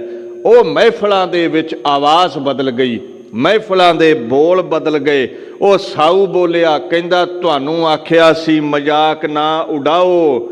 ਸਿੱਖ ਕਦੇ ਵੀ ਸੌਂਦੇ ਨਹੀਂ, ਸਿੱਖ ਸਦਾ ਹੀ ਜਾਗਦੇ ਨੇ। ਸਿੱਖ ਜਗਤ ਦੀ ਚੜ੍ਹਤ ਸਦਾ ਬਰਕਰਾਰ ਰਹਿੰਦੀ ਹੈ। ਜਿਹੜੇ ਕਦੇ ਸਿੱਖ ਮੋੜਾਂ ਤੇ ਸਿਰ ਝੁਕਾ ਕੇ ਲੰਘਦੇ ਸਨ, ਅੱਜ ਧੌਣ ਉੱਚੀ ਕਰਕੇ ਲੰਘੇ ਨੇ। ਔਰ ਗਲੂਏ ਚੋਂ ਕਹਿ ਰਹੇ ਸਨ, ਬਾਬੇ ਭਿੰਡਰਾਂ ਵਾਲੇ ਦੇ ਤੀਰ ਹਜੇ ਬਾਕੀ ਨੇ, ਇਹ ਮਿਟਦੇ ਨਹੀਂ। ਸਮਾਂ ਆਉਣ ਤੇ ਦੁਸ਼ਮਣਾਂ ਦੀ ਹਿੱਕ ਵਿੱਚ ਵੱਜਦੇ ਰਹੇ ਨੇ ਤੇ ਇਦਾਂ ਵੱਜਦੇ ਰਹਿਣਗੇ ਜਿੱਦਾਂ ਇੰਦਰਾ ਗਾਂਧੀ ਦੀ ਹਿੱਕ ਵਿੱਚ ਵੱਜੇ ਨੇ। ਅੱਜ ਮੋੜ ਤੇ ਕੋਈ ਮਜ਼ਾਕ ਨਹੀਂ ਸੀ ਉਡਾਉਂਦਾ, ਕੋਈ ਸਿਰ ਨਹੀਂ ਸੀ ਅਟਾਉਂਦਾ। ਇਸ ਤਰ੍ਹਾਂ ਇੰਦਰਾ ਗਾਂਧੀ ਦਾ ਸਿੱਖ ਜਗਤ ਨੇ ਅੰਤ ਕੀਤਾ। ਜਿਹੜੇ ਕਹਿੰਦੇ ਨੇ ਗਨਮੈਨਾਂ ਨੇ ਗਦਾਰੀ ਕੀਤੀ ਹੈ ਸਤਵੰਤ ਸਿੰਘ ਬੇਅੰਤ ਸਿੰਘ ਨੇ, ਉਹ ਸੁਣ ਲੈਣ। ਕਾਨੂੰਨ ਅੰਗ ਰੱਖਿਅਕ ਪੁਲਿਸ ਦੀ ਡਿਊਟੀ ਹੈ ਆਤੰਕ ਤੇ ਆਤੰਕਵਾਦੀ ਨੂੰ ਖਤਮ ਕਰਨਾ। ਇੰਦਰਾ ਗਾਂਧੀ ਆਤੰਕਵਾਦੀ ਸੀ, ਉਹਨੇ ਸਿੱਖ ਜਗਤ ਦੇ ਅੰਦਰ ਆਤੰਕ ਫੈਲਾਇਆ ਸੀ। ਭਾਈ ਸਤਵੰਤ ਸਿੰਘ ਬੇਅੰਤ ਸਿੰਘ ਅਸਲ ਪੁਲਿਸ ਆਫੀਸਰ ਨੇ, ਜਿਨ੍ਹਾਂ ਨੇ ਖਾਧੀ ਹੋਈ ਕਾਨੂੰਨ ਦੀ ਕਸਮ ਨੂੰ ਨਿਭਾਉਂਦਿਆਂ ਉਸ ਦੁਸ਼ਟ ਮਾਈ ਦਾ ਸੋਧਾ ਲਾ ਕੇ ਮੌਤ ਦੇ ਘਾਟ ਉਤਾਰਿਆ। ਉਹਦੇ ਬਾਅਦ 1, 2 ਤੇ 3 ਨਵੰਬਰ ਨੂੰ ਬੀਬੀ ਇੰਦਰਾ ਗਾਂਧੀ ਦੇ ਫਰਜ਼ੰਦ ਰਾਜੀਵ ਗਾਂਧੀ ਨੇ ਕਾਨੂੰਨ ਦੀ ਮਦਦ ਲੈ ਕੇ ਸਿੱਖਾਂ ਦੇ ਲਾਇਸੈਂਸੀ ਹਥਿਆਰ ਜਮ੍ਹਾਂ ਕਰਵਾਏ। ਫਿਰ ਲਟੇਰੇ ਛੱਡ ਕੇ ਦਿੱਲੀ ਆਦਿਕ ਸ਼ਹਿਰਾਂ ਦੇ ਵਿੱਚ ਸਿੱਖਾਂ ਦੇ ਗਲੀ ਟਾਇਰ ਪਾ ਕੇ, ਮਿੱਟੀ ਦਾ ਤੇਲ ਪਾ ਕੇ ਸਿੱਖਾਂ ਨੂੰ ਅੱਗ ਲਾ ਕੇ ਸਿੱਖਾਂ ਦੀ ਨਸਲਕੁਸ਼ੀ ਕੀਤੀ ਗਈ। ਮੈਂ ਤੇ ਆਨਾ ਹੁੰਨਾ ਐ ਰਾਜੀਵ ਗਾਂਧੀ, ਜੇ ਤੇਰੇ 'ਚ ਮਰਦਾਨਗੀ ਹੁੰਦੀ ਤੇ ਤੂੰ ਹਥਿਆਰ ਨਾ ਜ਼ਬਤ ਕਰਵਾਉਂਦਾ, ਸਿੱਖਾਂ ਦੇ ਸਾਹਮਣੇ ਆਉਂਦਾ ਤੇ ਵੇਖਣਾ ਸੀ ਕਿਵੇਂ ਇਹਨਾਂ ਲੁਟੇਰਿਆਂ ਦੇ ਅਸੀਂ ਸਿਰ ਗੇਂਦਾਂ ਵਾਂਗੂ ਉਡਾਉਂਦੇ ਸਾਂ। ਬੁਜ਼ਦਿਲਾਂ ਵਾਂਗੂ ਸਿੱਖਾਂ ਨਾਲ ਕਤਲੋ ਗੈਰਤ ਮਚਾਈ ਗਈ। ਖੈਰ ਅਖੀਰ 6 ਜਨਵਰੀ 1999 ਨੂੰ 1989 ਦੇ ਵਿੱਚ ਭਾਈ ਸਤਵੰਤ ਸਿੰਘ ਤੇ ਭਾਈ ਕਿਹਰ ਸਿੰਘ ਨੂੰ ਸੁਪਰੀਮ ਕੋਰਟ ਦੇ ਹੁਕਮ ਦੇ ਵਿੱਚ ਫਾਂਸੀ ਦੇ ਸਜ਼ਾ ਸੁਣਾਉਣ ਕਰਕੇ ਫਾਂਸੀ ਲਾ ਦਿੱਤੀ ਗਈ। ਉਹ ਸਿੰਘ ਜਕਾਰੇ ਛੱਡਦੇ ਹੋਏ ਸ਼ਹਾਦਤ ਦੀ ਅਵਧੀ ਮਾਣ ਗਏ। ਤੇ ਯਾਦ ਰੱਖਿਓ, ਉਹਨਾਂ ਸਿੱਖ ਜਗਤ ਦੀ ਲੱਥੀ ਹੋਈ ਦਸਤਾਰ ਮੁੜ ਸਿੱਖ ਜਗਤ ਦੇ ਸੀਸ ਤੇ ਬਹਾਲ ਕੀਤੀ। ਤੋਂ ਮੈਂ ਇੱਕ ਬੇਨਤੀ ਵੀ ਕਰ ਦਵਾਂ, ਰਾਜੀਵ ਗਾਂਧੀ ਨੂੰ ਸੁਸਾਈਡ ਬੰਬਰ ਧਾਨੂ ਨੇ ਉਡਾ ਦਿੱਤਾ। ਉਹਦੇ ਵਾਹ ਦੇ ਵਿੱਚ ਬੀਬੀ ਨਾਲਿਨੀ ਅਤੇ ਉਹਦੇ ਪਤੀ ਸ਼੍ਰੀ ਹਰਨ ਅਤੇ ਹੋਰ 2 ਅਪਰਾਧੀਆਂ ਨੂੰ ਸਜ਼ਾਏ ਮੌਤ ਹੋਈ। ਕੁਝ ਅਪਰਾਧੀਆਂ ਨੂੰ ਉਮਰ ਕੈਦ ਹੋਈ। ਲੰਬੇਰੇ ਸਮੇਂ ਬਾਅਦ ਸੁਪਰੀਮ ਕੋਰਟ ਨੇ, ਹੋਰਾਂ ਅਦਾਲਤਾਂ ਨੇ ਉਹਨਾਂ ਨੂੰ ਰਿਹਾ ਕਰ ਦਿੱਤਾ। ਪਰ ਸਾਡੇ ਸਿੱਖ ਕੈਦੀ 1984 ਦੇ ਸਮੇਂ ਤੋਂ ਅੱਜ ਵੀ ਬੰਧਨ ਵਿੱਚ ਬੱਧੇ ਹੋਏ ਨੇ, ਜੇਲ੍ਹਾਂ ਵਿੱਚ ਨੇ। ਮੈਂ ਬੇਨਤੀ ਕਰਦਾ ਹਾਂ, ਇਹਨਾਂ ਨੇ ਉਮਰ ਕੈਦ ਵੀ ਭੋਗ ਲਈ ਹੈ, ਪਰ ਭਾਰਤ ਵਰਸ਼ ਦੀ ਹਕੂਮਤ ਹਿਊਮਨ ਰਾਈਟਸ ਦਾ ਘਾਣ ਕਰਕੇ ਇਹਨਾਂ ਨੂੰ ਰਿਹਾ ਨਹੀਂ ਕਰ ਰਹੀ। ਸਿੱਖ ਜਗਤ ਨੇ ਇਹਨਾਂ ਲਈ ਸੰਘਰਸ਼ ਜਾਰੀ ਰੱਖਣਾ ਹੈ, ਯਤਨ ਜਾਰੀ ਰੱਖਣੇ ਨੇ, ਮੋਰਚੇ ਜਾਰੀ ਰੱਖਣੇ ਨੇ, ਤਾਂ ਕਿ ਗੂੰਗੀਆਂ ਬੋਲੀਆਂ ਸਰਕਾਰਾਂ ਤਾਈਂ ਸਾਡੀ ਆਵਾਜ਼ ਪਹੁੰਚੇ ਤੇ ਇੱਕ ਦਿਨ ਇਹ ਜਿਹੜੀ ਹਨੇਰਗਰਦੀ ਹੈ ਇਹ ਮਿਟ ਜਾਵੇ। ਕਿਉਂਕਿ ਹਰ ਰਾਤ ਦੀ ਸਵੇਰ ਹੁੰਦੀ ਹੈ। ਇਹ ਬਚਨ ਕਹਿ ਕੇ ਫਤਿਹ ਬੁਲਾਉਣਾ ਹਾਂ। ਕੁਛ ਅਸੂਲੋं का नशा था, कुछ मुकद्दस ख्वाब थे, हर ज़माने में शहादत के यही असबाब थे। ਸ਼ਹੀਦ ਦੀਨ ਲਈ, ਅਸੂਲਾਂ ਲਈ ਸਿਰ ਦਿੰਦੇ ਨੇ। ਨਾਲੇ ਸਿੱਖੀ ਵਿੱਚ ਪ੍ਰਵਾਨ ਹੀ ਸਿਰ ਦੇਣ ਵਾਲਾ ਹੈ। ਹੰਕਾਰ ਰੂਪੀ ਸਿਰ ਵੱਢ ਕੇ ਸੁੱਟ ਦਿਓ, ਸੰਤ ਬਣੋ ਤੇ ਪ੍ਰਵਾਨ ਹੋ। ਪ੍ਰਤੱਖ ਦੀਨ ਲਈ ਸਥੂਲ ਸਿਰ ਵੱਢ ਦਿਓ ਤੇ ਪ੍ਰਵਾਨ ਹੋ। ਜਉ ਤੋ ਪ੍ਰੇਮ ਖੇਲਣ ਕਾ ਚਾਓ, ਸਿਰ ਤਰ ਤਲੀ ਗਲੀ ਮੇਰੀ ਆਓ। ਇਤ ਮਾਰਗ ਪੈਰ ਤਰੀਜੈ, ਸਿਰ ਦੀਜੈ ਕਾਣ ਨਾ ਕੀਜੈ। ਉਹਨਾਂ ਕੇ ਮੁਖ ਸਦ ਉਜਲੇ, ਉਹਨਾਂ ਨੂੰ ਸਭ ਜਗਤ ਕਰੇ ਨਮਸਕਾਰ। ਸ਼ਹੀਦਾਂ ਨੂੰ ਨਮਸਕਾਰ ਹੈ। ਖੰਡੇ ਦੀ ਪੌਲ ਛਕੋ ਗੁਰੂ ਵਾਲੇ, ਬਣੋ ਸਿੱਖੀ ਪ੍ਰਫੁੱਲਤ ਰਵੇ। ਸ਼੍ਰੋਮਣੀ ਗੁਰਦੁਆਰਾ ਪ੍ਰਬੰਧਕ ਕਮੇਟੀ ਦਾ ਸਮੂਹ ਗੁਰੂ ਕੇ ਸੇਵਾਦਾਰਾਂ ਦਾ ਧੰਨਵਾਦ, ਆਪ ਸੰਗਤ ਦਾ ਧੰਨਵਾਦ। ਦੀਨ ਦੁਨੀਆ ਦੇ ਮਾਲਕ ਸ੍ਰੀ ਗੁਰੂ ਗ੍ਰੰਥ ਸਾਹਿਬ ਪਾਤਸ਼ਾਹ ਦਾ ਕੋਟਾਨ ਕੋਟ ਧੰਨਵਾਦ। ਆਓ ਇਹ 2 ਪੰਕਤੀਆਂ ਪੜ੍ਹ ਕੇ ਫਤਿਹ ਬੁਲਾਈਏ ਜੀ। ਮਹਾ ਗੰਭੀਰ ਪਤਰ ਪਾਤਾਲਾ, ਨਾਨਕ ਸਰਬ ਜੋ ਆਇਆ। ਉਪਦੇਸ਼ ਗੁਰੂ ਮਮ ਪੁਨਹਿ ਨ ਗਰਬੰ, ਬਿਖ ਤਜ ਅੰਮ੍ਰਿਤ ਪੀ ਆਇਆ। ਵਾਹਿਗੁਰੂ ਜੀ ਕਾ ਖਾਲਸਾ, ਵਾਹਿਗੁਰੂ ਜੀ ਕੀ ਫਤਿਹ।